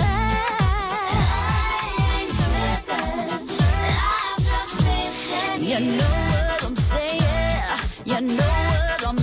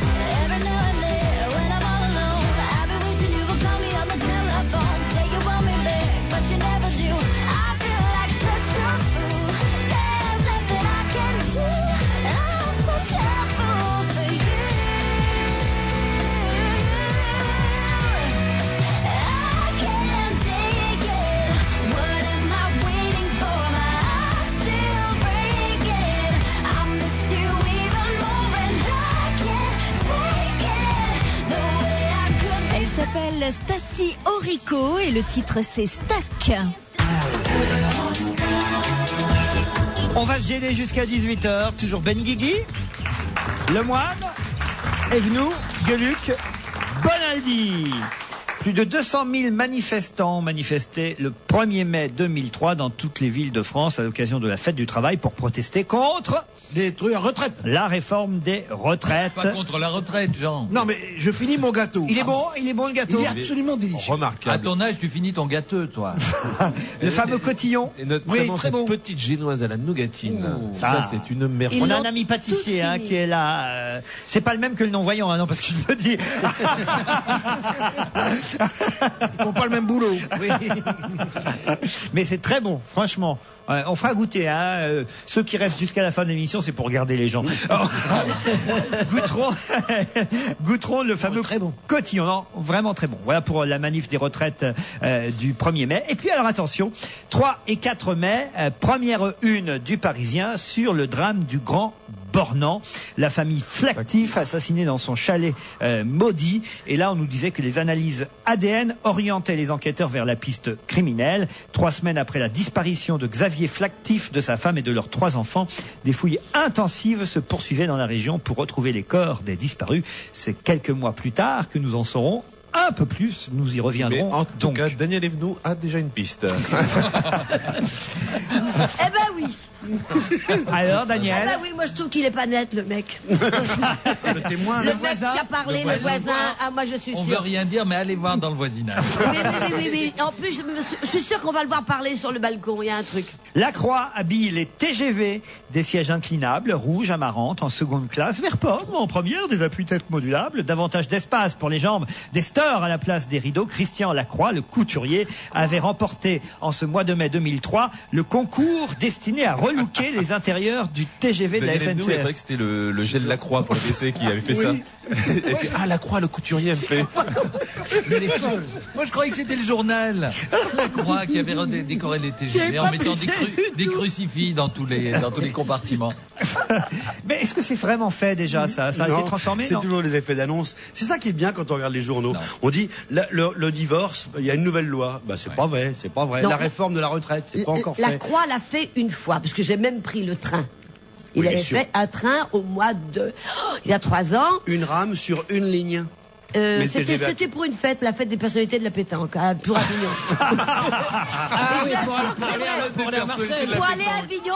Ça fait pas la une, ça, c'est marrant. Non, mais moi j'étais dans le train. T'en es là, avec une personnalité de la pétanque. Et tout le train, il y avait au moins 5-6 wagons. Était entouré de tissus. Et puis nous, on était à l'intérieur. On voyait pas le paysage, parce qu'il y avait des tissus sur les fenêtres. Mais qui peut être sponsor d'un truc de la pétanque, à part Au But?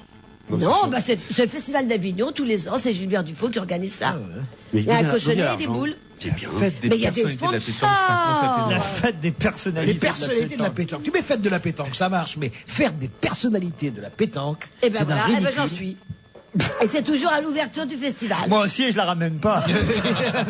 Les dérapages de Madame Coluche à la une du Parisien le mercredi 7 mai.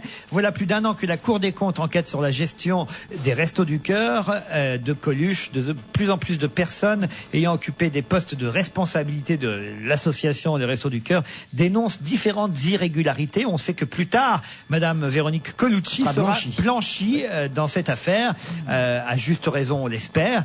Et c'est l'occasion en tout cas de rappeler en cette période d'hiver que les Restos du Cœur attendent toujours vos dons, mais je suis pas sûr que ça ait fait beaucoup de bien cette...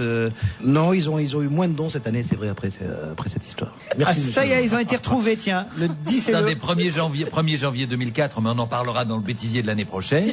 Daniel Evenou se verse du thé sur la main. C'est ça. Parce qu'elle n'arrive pas à viser le verre. C'est le lendemain de Elle est fête. vraiment drôle, cette femme. Je suis ravi de vous avoir vraiment un peu plus rencontré, Daniel. Non, vraiment, vous me faites rire. Qu'est-ce qu'elle dit? Voilà. Si vous utilisez un gobelet, En fait, Dès que je ris, je vais te faire pipi. on croyait qu'elle était chroniqueuse ici, elle est en rééducation. Non, on est obligé de prendre un quota d'handicapés. Tu sais, c'est la loi. Les 3 évadés de la prison de Luynes dont je vous ai parlé Alors, il y a où quelques ils en sont minutes, ils ont été retrouvés. Ah, bah tant mieux, j'en Les ai bien 10 et 11 mai, Franck Perletto, Éric Alboréo et Michel Valero ont été cueillis en douceur à Richeranche dans le Vaucluse, dans un gîte rural. 40 gendarmes, 3 semaines après l'évasion spectaculaire en hélico, ont effectivement fait ce coup de filet extraordinaire, comme titrait Le Parisien. Un 4e homme, Pascal Paillet, en cavale depuis octobre 2001, était tombé lui aussi dans la souricière policière. Je crois que c'est un type qui s'était fait repérer dans un bistrot où il était habitué, et c'est comme ça qu'ils sont remontés jusqu'au gîte rural. C'est incroyable. Ils sont cons parfois, les gens qui s'évadent. Ça, moi, je me suis toujours dit, si je m'évadais, Oui. Tire-toi. Je veux pas savoir ce que ça nous ferait du bien. Évade-toi, tire-toi, on sera bien. mais vas-y. j'arriverai à me planquer, Mais enfin, dans une Batcave. Pour une cavale, il faut aimer la discrétion quand même. Daniel, tu n'y réussiras jamais une cavale. Si, je suis sûre. J'aimerais essayer. Et tu es capable de te taire, par exemple, si tu ça, te c'est caches ça. dans un placard. Mais non, mais je sais où elle partira au Canada, elle chanterait ma cavale au Canada. C'est que lorsque j'étais petite, moi j'avais toujours peur des Allemands alors qu'ils étaient déjà morts depuis longtemps. Enfin, pas les Allemands, il y a... Je te signale qu'il y a des Allemands vivants. J'en connais un, en tout cas. Et je rêvais pour échapper aux Allemands, donc aux méchants. J'ai toujours peur des méchants, des cow-boys, enfin tous ceux qui font du mal aux autres. Bien sûr. Et alors, j'avalais une petite pilule, et hop, je m'envolais. Et je me mettais au-dessus de la porte d'entrée. Mais seul problème, c'est que je voulais pas qu'ils me voient, les méchants. Mais il fallait que je retire mes vêtements, parce que moi j'étais transparente, mais pas mes vêtements. Alors je retirais mes vêtements. Non seulement folle, mais exhibitionniste en plus. C'est comme ça qu'on t'a retrouvé plusieurs fois à poil au-dessus de la porte. Mais oui, mais je te retrouve, c'était une BD que je t'offre. Enfin, que je t'offre. Et là, Bon. je retirais mes vêtements pour pas qu'on voit les vêtements. Puis d'un seul coup, la pilule ne faisait plus son effet. Et tu tombais Et je enceinte. me retrouvais C'est ça. devant les méchants. C'est comme ça qu'a eu son premier enfant, dis donc. Tout ça pour dire que c'est à cause des Allemands que Daniel Evenou se drogue. Ouverture du festival de Cannes le jeudi 15 mai, c'est la une du Parisien. Maîtresse de cérémonie, Monica Bellucci qui triomphe dans une robe blanche, cheveux tirés en arrière. L'actrice italienne a effectivement ébloui tous les photographes qui, eux, l'ont ébloui avec leur flash. C'est une En belle tout cas, fille, hein. quelle année aussi pour Monica Bellucci, la Quelle belle confirmation. fille. Hein Quelle belle fille. Moi, dans Astérix, on tournait en studio ensemble, un studio de cinéma, je veux dire. Hein. C'est assez impressionnant, quoi. Elle avait une robe entièrement tressée sur elle. Mon Dieu. Belle, C'est très dur de se concentrer. belle, très. Elle est très très belle. Très belle fille. Et surtout, très gentille, très sympathique et patiente comme une actrice. Tu vois ce que je veux dire? Ça, c'est merveilleux. Mai 2003, la disparition d'un acteur, de quelqu'un qu'on aimait bien, d'un humoriste, peut-être un des plus grands, Jean-Yann, journaliste, chansonnier, animateur de radio, acteur, producteur, réalisateur, annonçait Le Parisien. Jean-Yann décédait des suites d'un malaise cardiaque dans la Marne. Il avait 69 ans. On pensait pas qu'il avait 69 ans d'ailleurs, Il a Jean-Yann. exactement l'âge de Jacques Martin, avec lesquels ils ont travaillé, même ici, ils ont travaillé tous les deux. Et oui, c'était effectivement un des bons souvenirs de radio ici à Europe 1 quand il a rejoint notre équipe pendant plus de 6 mois. Jean-Yann qu'on écoute maintenant puisqu'il y a un album qui sort avec même des chansons inédites. Moi, pourtant, Dieu sait que je connais très bien l'œuvre de Yann. Eh bien, il y a certaines chansons que je ne connaissais pas. Et là, c'est Le Pauvre Blanc que je vous propose d'écouter sur cet album hommage à Jean-Yann. Sketch et chansons réunis. C'est un nouveau CD qui vient de sortir.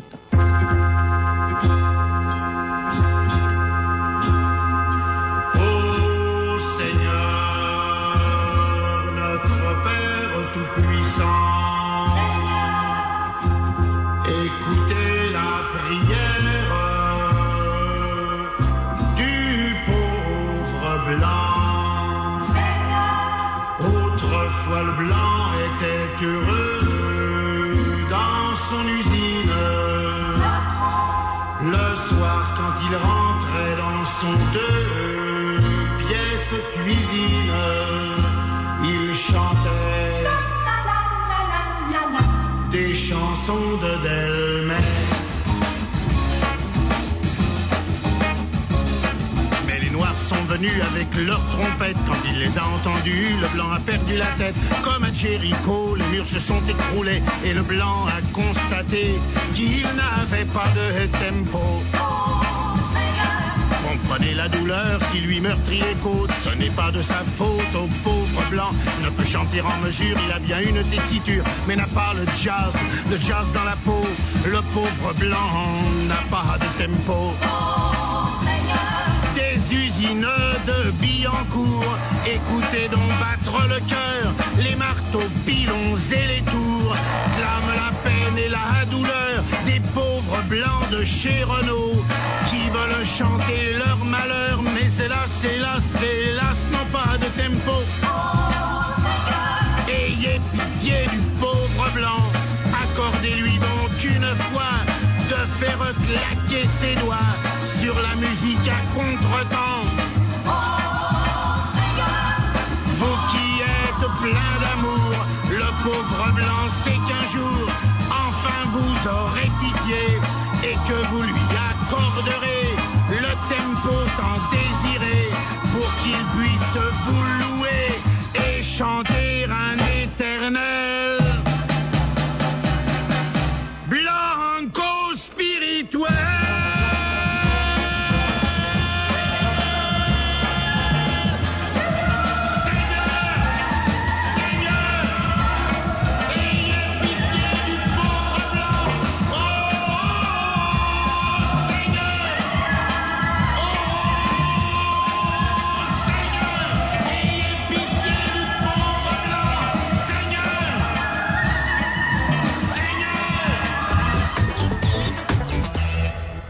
Chez But, l'année commence bien. Après tout ce remue-ménage, ça fait du bien de se retrouver à la maison un petit peu tranquille, en famille. Le canapé d'angle convertible Freddy. C'est vraiment un canapé qui a été pensé et qui s'inscrit parfaitement dans l'univers de notre appartement. Lit avec coffre de rangement. Dans lequel on peut mettre les draps pour les invités. Méridienne réversible. Choisir le côté de l'angle, la mettre soit à droite, soit à gauche. Il y a un côté comme ça, mobile, très moderne. Chez But, jusqu'au 18 janvier, le canapé d'angle convertible Freddy est au juste prix de 649 €.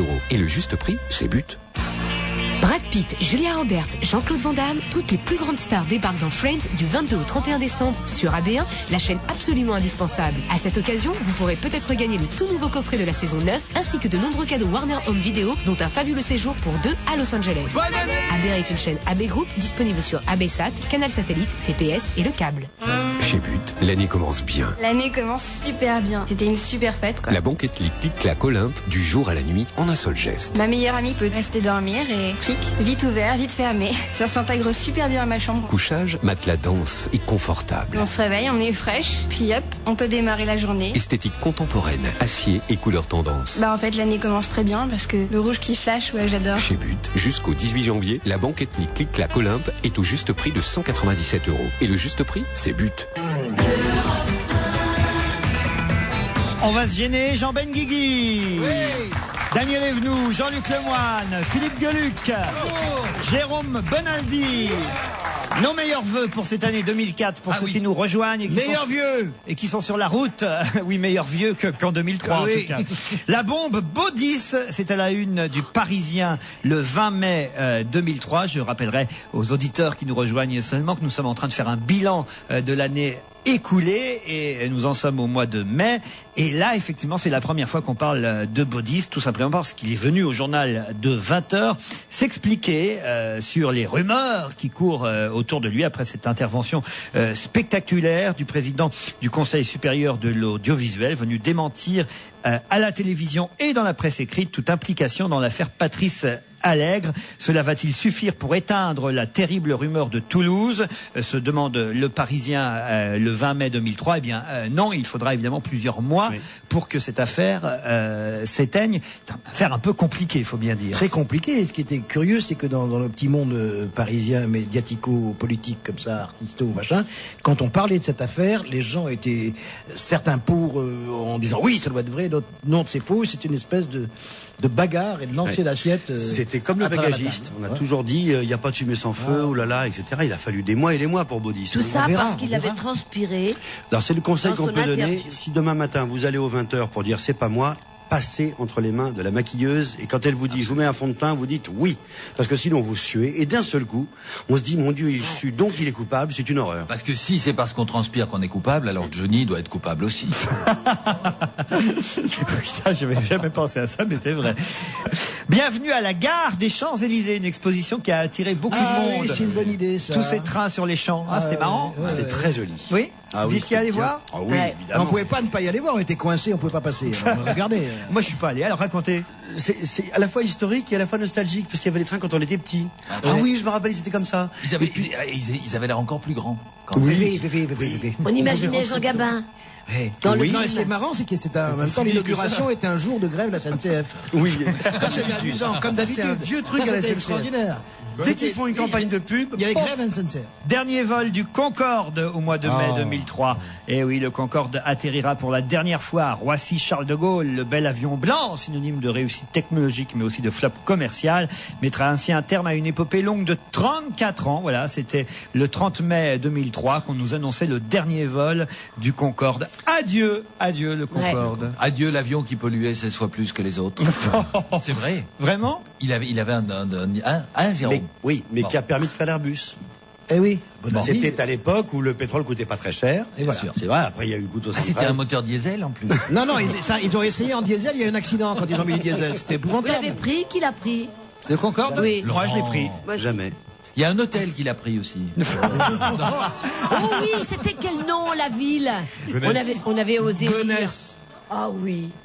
Quoi, oui. On avait fait plein de jeux de mots, je les ai oubliés. Ben, c'est pas plus mal.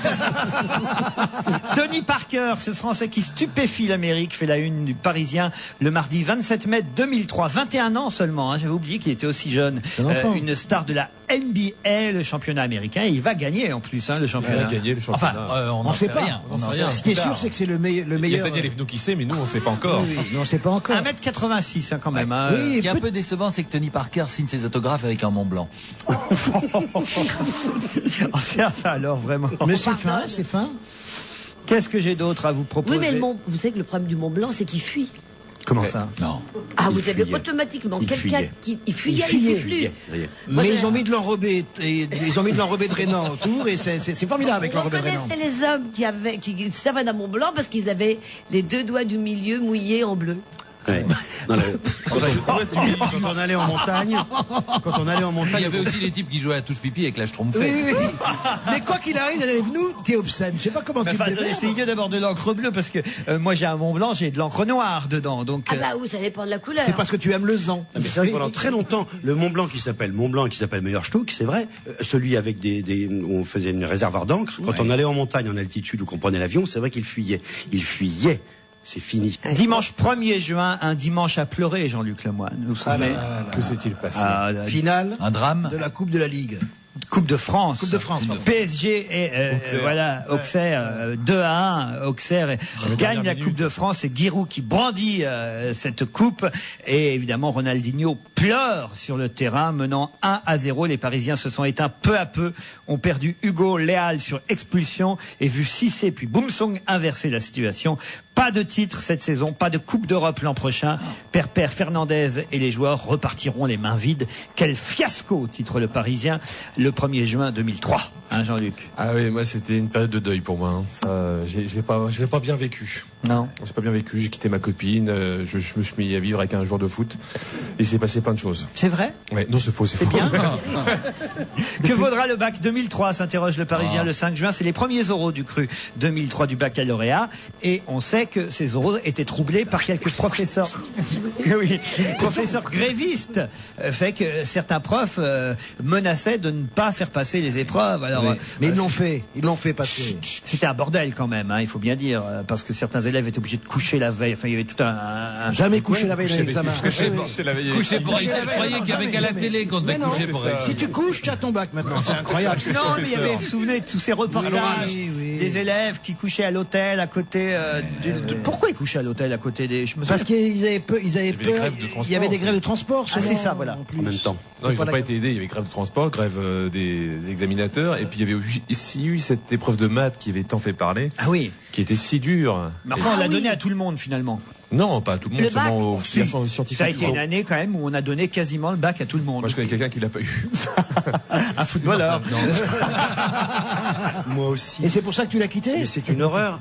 C'est une fille ou un garçon, vous? Une fille. Voilà, moi aussi. Et l'été, alors que tout le monde quasiment avait son bac, on était à 80%, la pauvre, la seule, en vacances, elle n'a pas eu son bac, la honte. Et tous ces gens qui lui jetaient des pierres. Est-ce que c'était pas excessif? Presque. Johnny Hallyday fête ses 60 ans. Ça, on le sait. On l'a su l'année dernière. Mais on avait oublié. Oh la vache. Ah oui, là, le 3 juin à Nancy, avant d'enchaîner au Parc des Princes du 11 au 15. 24 dates au total, 800 000 spectateurs sont attendus. Toujours très secret sur les titres de son tour de chant. Toujours très secret, Johnny. Le rocker a toutefois un peu levé le voile. Vous voyez comme quoi il précédait Nicolas Sarkozy, en annonçant notamment qui seraient ses invités sur scène. On sait qu'il aura fait des duos avec Florent Pagny, avec Jennifer et quelques autres. Ce que Patrick j'ai Bruel. préféré quand même l'année dernière sur Johnny Hallyday, c'était le programme court, 60 jours pour Johnny avant le concert. Donc pendant 60 jours, tous les soirs, on avait un programme court sur France 2 et le jour du concert sur TF1. Donc c'était une bande annonce sur France 2 pendant 60 jours pour un programme de TF1. Ça, c'était quand même fabuleux. Un peu caractéristique. Et la chanson qui a marqué Johnny en 2003, c'est Marie. Marie. Pour vous, c'est Marie. Marie, oui. Pour vous aussi, c'est Marie. Attendez, en 2003 Oui. Gabriel, non. Non, c'est Marie. Je pense que c'est Marie. Oh, De toute façon, Marie. il a fait une chanson avec tous les prénoms. Ouais, moi, je crois que c'est Marie. C'est les portes du pénitencier. Non. Non, en 2003, c'est Marie, non? Vous croyez qu'il a fait de la pub non seulement pour les lunettes, mais aussi pour les produits surgelés? Johnny, Marie. Marie, ah bon, ça m'a fait peur.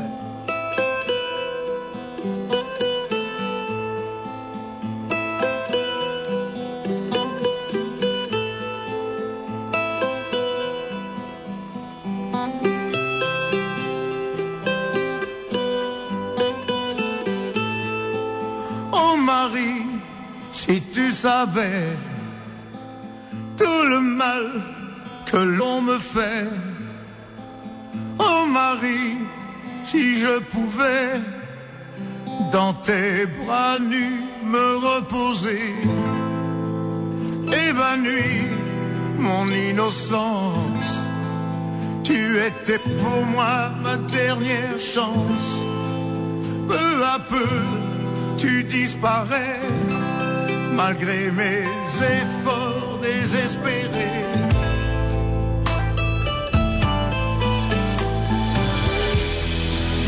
Et rien ne sera jamais plus pareil.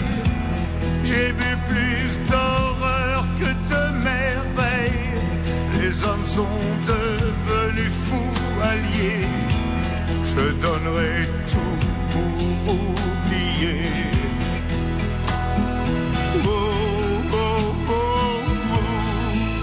Oh Marie, si tu savais tout le mal que l'on me fait. Oh Marie, si je pouvais dans tes bras nus me reposer. Et je cours toute la journée sans savoir où je vais. Dans le bruit, dans la fumée, je vois des ombres s'entretuer.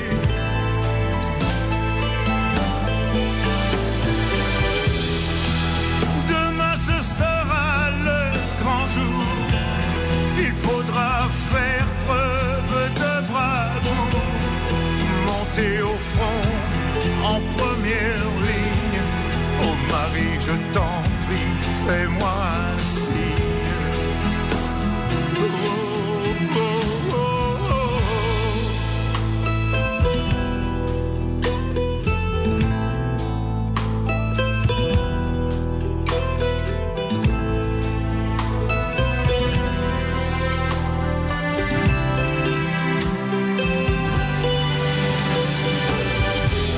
Allongé dans l'herbe, je m'éveille.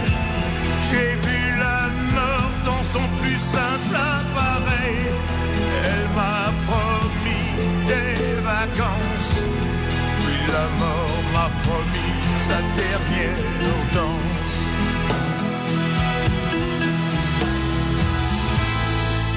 Oh Marie, si tu savais tout le mal que l'on m'a fait.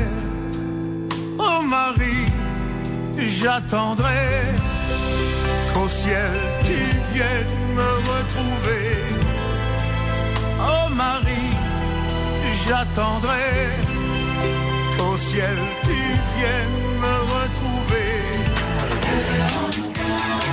Allez, dernière ligne droite avant 18h. Daniel Evenou, Philippe Gueluc, Jean-Luc Lemoyne, Jean Benguigui, Jérôme Bonaldi. La fin de ce bilan du premier semestre 2003, puisqu'on fait un bilan de l'année écoulée. Demain, 2 janvier, évidemment, nous parlerons des 6 prochains mois avec une autre équipe. Nous renouvellerons. Parce que ça use cette chose. Ils ont de la chance. De toute façon, c'est pas grave. Demain, Daniel Evenou, c'est déjà tout. Donc, Dans ces cas-là, c'est ce que je dis à l'équipe demain. Je leur dirai qu'ils ont été très bons hier sur les 6 premiers mois. Mais tu leur fileras Daniel Evenou aussi, qu'on soit armes égales. Mais oui, non. Mais ils ont de la chance demain. Ils vont avoir la canicule, l'arrestation de Saddam Hussein, les trucs les plus récents. On va tout dire. Colonel, les trucs les plus récents dont on se souvient, parce que tous les trucs que vous avez donnés, on s'en souvenait plus. Par exemple, je suis sûr que vous vous souvenez de la finale qui avait lieu le samedi 7 juin, retransmise d'ailleurs par France 2 et Canal+. La finale 7 juin, du sport, c'est du sport. C'est le rugby, bravo Jean-Luc. Stade français, Stade toulousain. Oui. Stade français, Stade toulousain, bravo Jean-Luc Lemoine. C'est gagné. Et Roland Garros, c'est fini déjà. Oui, Dernier match de Galtier en Victoire championnat de belge. France. J'ai passé Roland Garros. Mais justement, on passe. Pas non plus rien à foutre. Une Belge qui gagne Roland Garros. Enfin, franchement. Première et deuxième mondiale. Non, c'est l'actualité française dont on parle, monsieur. Oui. En tout cas, voilà, la finale de rêve, Stade français, Stade toulousain, qui sera remportée par le Stade français. Un champion de France. C'est vrai qu'on se moque beaucoup des joueurs du Stade français parce qu'ils posent à poil dans leur calendrier. D'ailleurs, je suis en train de regarder. Ah, ça y est, enfin, on peut l'ouvrir le 1er janvier 2003 du calendrier. Vous avez attendu jusqu'au 1er janvier. Évidemment. Il est sous cellophane chez lui. Et vous vous léchez les doigts pour tourner les pages? les photos de dos, ça fait un peu stade anal. Le Stade français, tu l'appelles le Stade anal, c'est ça? Non, mais écoutez, on se moque souvent d'eux pour leur calendrier, mais il n'empêche que là, ils ont gagné les championnats. Mais ils ont intérêt à gagner, parce que vous imaginez s'ils gagnaient pas des matchs de rugby, mais tout le monde se ferait leur gueule sur tous les stades de France. Roland Garros n'était pas terminé, j'allais y venir. Puisque c'est Ferrero qui a gagné Roland Garros. Ah oui, en français. Juan Carlos Ferrero n'a fait qu'une bouchée du néerlandais Martin Verkerk. Il paraît qu'il était bizarre, ce hollandais, sur le terrain. Il marchait façon un peu Jacques Tati, vous voyez le film de Jacques Tati. Il avait des tics, des manies, des le garçon qui a grandi trop vite. Tu sais, l'adolescent qui est pas à l'aise avec son corps. Il avait l'air de s'en foutre un peu. Oui, c'est ça. Mais en même temps, pour arriver en finale de Roland Garros, faut pas être manchot non plus. Il faut déjà jouer au tennis. Déjà. Oui. Le bac, ça s'arrange. Diminution du nombre de personnels concernés par la décentralisation, aide budgétaire pour la création d'assistants d'éducation dans le primaire. Bref, en lâchant du lest, le gouvernement a donné un début de satisfaction aux syndicats d'enseignants. Au moins 2 syndicats d'entre eux ont parlé d'avancée. Voilà, le bac devrait se dérouler à peu près normalement grâce à ce lest lâché par le gouvernement pour pas que les profs foutent le bac en l'air quand même. Oui, et puis le gouvernement a fait un effort et les syndicats enseignants aussi. Je veux dire, oui.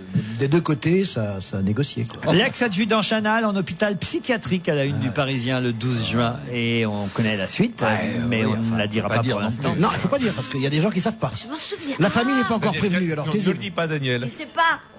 Oui, non mais non, pas du tout ça. Il s'est pas jeté par la fenêtre. Mais non, pas du tout. Mais non, il y avait des barreaux.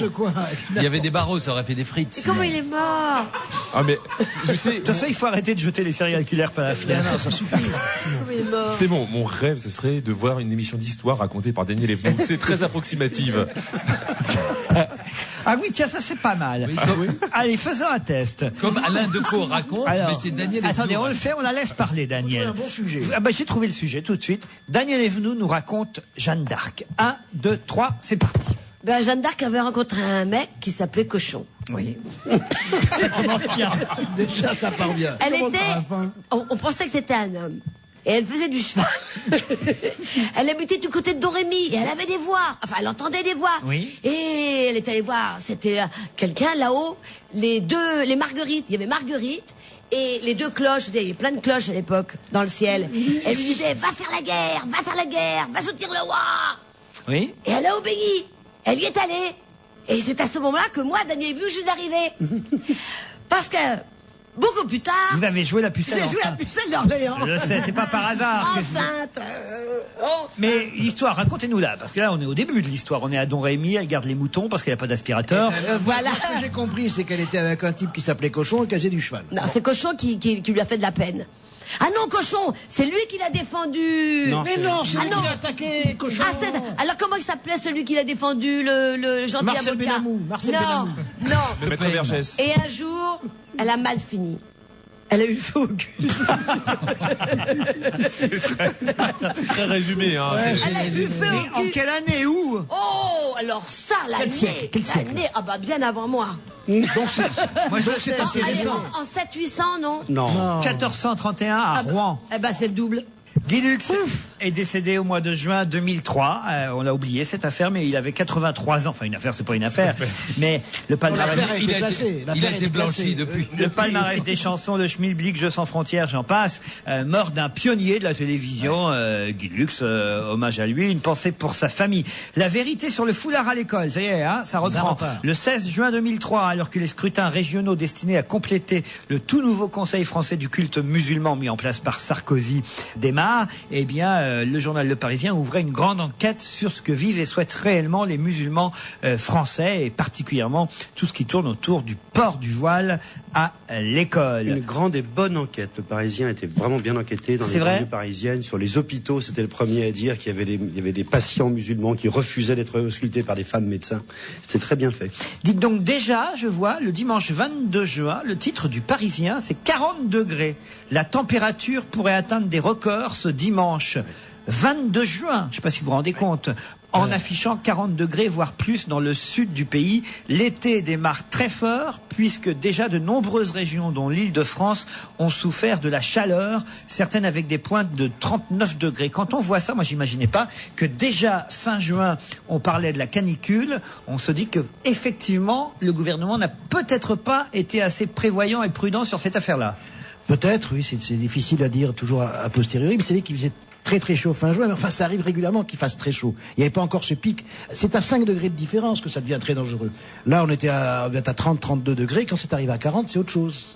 Et nos collègues demain, qui feront la deuxième partie de l'année 2003, Que nous saluons d'ailleurs. que nous saluons au passage, À qui nous j'espère, souhaitons un prompt rétablissement. diront du bien encore une fois du Parisien. J'ai besoin de faire de la pub. C'est le premier vrai journal national avec aujourd'hui à dire attention à la canicule. Mais enfin, Les autres n'avaient pas vu passer le train. Ce qu'il faut faire, c'est acheter des ventilateurs dès maintenant. On est en... Là, le 1er janvier, là aujourd'hui. Ah, absolument. Parce Ça, qu'ils je ont suis sûr dit... que si on va acheter un ventilateur aujourd'hui, ils vont avoir une surprise, les Eh bien, commerçants. vous ne savez pas quoi offrir à vos amis. Achetez des ventilateurs pendant qu'il y en a encore. Moi, j'ai des amis jeunes. Mais non, mais justement, t'as tes parents. Parce qu'il paraît que l'été prochain va être très, très chaud. Vous êtes au courant de ça? Moi, j'ai acheté un frigidaire dans lequel je vais mettre ma mère. Je suis tranquille. Ah oui, conserver le couscous. Ben oui. Avec de quoi faire la cuisine, de quoi lire, faire ses mots croisés, tout ça. Qu'est-ce que tu t'emmerdes? Mais ne fermez pas la porte complètement. Non, alors pas quelle est complètement. la lumière? Quelle est de la lumière? Parce que si tu ouvres la porte, il n'y a plus de lumière. Donc elle a fermé la porte pour pouvoir lire. Non, c'est horrible cette histoire. Morbihan, la Pinède en feu, la vague de chaleur qui s'est abattue sur la France ce week-end. On est le 23 juin. C'est du jamais vu depuis plus de 50 ans. Non mais franchement, il y avait quand même des signaux. Bien hein. sûr, bien sûr. Quoi Oui. La Pinède en fait. La Pinède en feu. Morbihan. La Pinède en feu. Heureusement qu'il y a aide, oui. Et d'ailleurs, c'est la Gay Pride le lendemain. Mais c'est vrai en plus. Je vous jure. Transition. Gay, Paris Gay, plusieurs centaines de milliers de personnes participaient fin juin dans une atmosphère bon enfant à la traditionnelle marche des fiertés homosexuelles, c'est ainsi qu'elle s'appelait, l'occasion pour les militants de la cause gay, accompagnés cette année de politiques de tous bords, de rappeler dans un pays la tolérance à leur égard. De la tolérance, pas de tout le monde, parce que je me souviens qu'il y avait Panafieux. une polémique entre Françoise Françoise de Panafieux qui aurait dû fermer sa gueule. et Bertrand Delanoë, même de Panafieux, avait reproché au maire de Paris d'être allé à la Gay Pride. On disait, c'est pas la place du maire de Paris d'être à la Gay Pride. Et c'est ce jour-là qu'on avait interviewé une dame de la majorité, enfin qui représentait un élu et qui était là, qui savait pas très bien quoi dire. On lui dit mais vous êtes là pour quelle raison? Mais elle dit vous savez, moi je trouve tout à fait normal d'être là parce que j'ai moi-même des amis homophobes. Oui. Au lieu de dire homosexuel. C'est magnifique. C'était une députée UMP. Exact. Ah oui, j'avais oublié celle-là. Alors j'ai été pas mal dans le genre. Football, mon cher Jean-Luc Lemoyne. Oui. La victoire et le deuil, les demi-finales de la Coupe des Confédérations ont été marquées par la très difficile victoire de l'équipe de France sur la Turquie, mais aussi par la mort tragique sur le terrain du Camerounais Marc-Vivien Foé lors de la rencontre remportée par le Cameroun 1-0. On se souvient tous de ça. C'est une des images les plus terribles que j'ai jamais vues pendant une retransmission de football, ça. De voir ses yeux comme ça, ses yeux révulsés, ça glace le sang. En tout cas, la France gagnait en finale contre le Cameroun 1-0 dans une ambiance évidemment très particulière. Français et Camerounais avaient fait honneur à la mémoire de Marc-Vivien Foé. Ouais, pourquoi très digne? Moi, j'ai pas vu le match. Justement, il n'y a pas eu de démonstration de joie excessive. C'était un match très confraternel entre les Camerounais et les Français. Ils se sont retrouvés et ils ont joué le jeu quand même parce que c'était une compétition, mais c'était pas de démonstration comme on a pu voir par le passé, parce que il y a des images qui avaient choqué. On se rappelle au Ezel quand moi je l'ai vu au Ezel. Quand Platini avait marqué qu'il s'était congratulé avec les Italiens, ça avait jeté un froid. Là, ils sont restés très dignes. L'année 2003, cinéma, on l'a évoqué évidemment avec différentes unes offertes par le journal Le Parisien, mais on va l'évoquer aussi maintenant avec Monique Pantel au téléphone. Bonjour Monique. Happy New Year, Gute Sian, Anno Felice, C'est bon pour le pape, Anno c'est Nuevo. dramatique. C'est le pape. Elle a reçu ses cartes de vœux de l'UNICEF, c'est marqué dans toutes T'as les mis ta langues. robe blanche, Monique? Harry, shut up. Bonsoir Jeanne Paulette. J'ai pris comme assistant Harry, vous savez, l'assistant de l'inspecteur d'Eric pour m'aider dans les films. Hein. Oui, alors est-ce que l'année 2003 a été une bonne année pour le cinéma, Monique? Bonne année. Pas vraiment, mais il y a eu quelques films que Harry et moi on a beaucoup aimés. Par exemple? Par exemple, pour débuter l'année, je débute par un vent de fraîcheur. Respiro. Ouais. C'est bien de rappeler ça parce que ça permet, on sait maintenant la mode et le succès qu'ont les DVD. Moi, je continue à aller au cinéma évidemment énormément, mais il n'empêche que comme on peut pas aller voir parfois 2 ou 3 films par semaine quand on en a les moyens, eh ben on choisit un film qu'on va voir et puis les autres on se dit on le prendra quand il sortira en DVD. Alors c'est peut-être l'occasion de rappeler les bons films de l'année qui vont sortir en DVD ou s'ils sont pas déjà sortis. Ou sur Canal. C'est une pub pour Canal aussi. Et de se rattraper. Alors, Monique, Respiro, il est déjà sorti en DVD. Moi, je l'ai acheté. J'ai pas encore regardé. Mais ça a été un des bons films de l'année. Ah oui, ravissant. C'est pas un grand film, c'est pas une grosse machine, mais c'est ravissant. Après Respiro? Après Respiro, alors Chicago. Somptueuse comédie musicale. Vous vous souvenez, avec René Swadeguer, Catherine Greta-Jones et Richard Gere, qui jouent tous comme des chœurs. Et l'action se passe où? Eh ben, ça se passe là où ça se passe. Ça se passe à Chicago. Les deux femmes sont en prison parce qu'elles ont tué leur mec, et l'avocat, c'est le sublime Richard Gere, qui est en fait un escroc, mais superbement ravissant, et tout le monde chante, et c'est superbe. Autre chose? Alors oui, Mile, qui m'a emballé, je me suis mis à Eminem, génial. Au début, il est maladroit, il essaie de devenir chanteur de rap, et puis tout d'un coup, il prend de l'assurance, il devient la star du rap.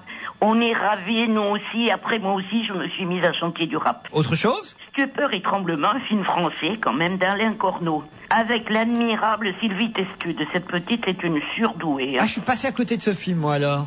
Oh, c'est dommage. Il était présent à Cannes, hein, c'est ça? C'est un très, très, très bon film. Ah bah, je prendrai le DVD. Stupeur et tremblement. C'est un film effarant et quand même drôle sur les bizarreries des employeurs japonais, des grands employeurs japonais. Sylvie Testude est sensationnelle.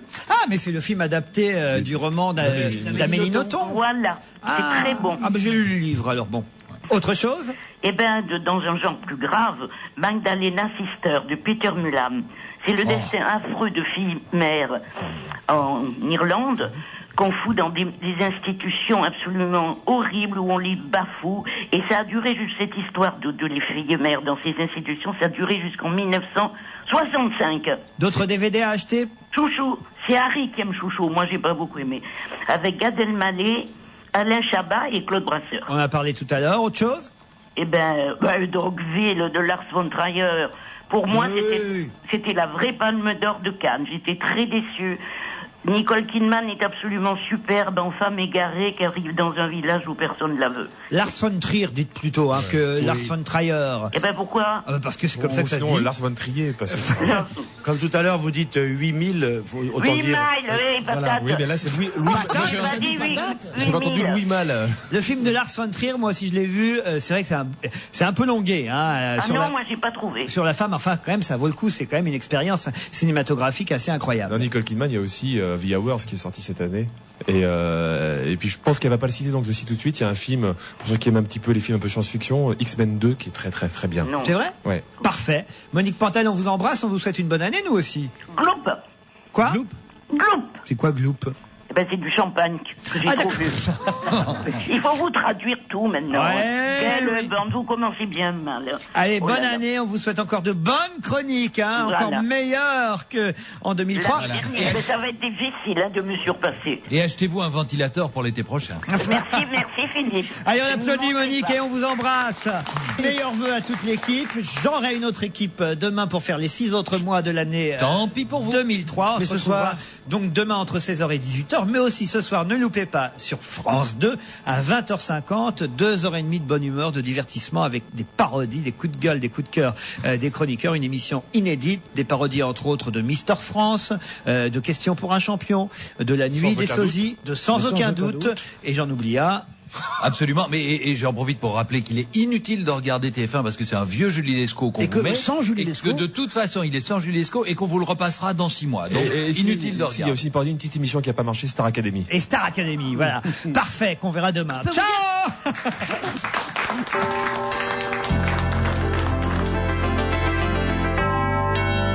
Europe 1, il est 18h, le journal est présenté par Jean-Michel Duez. Bonsoir.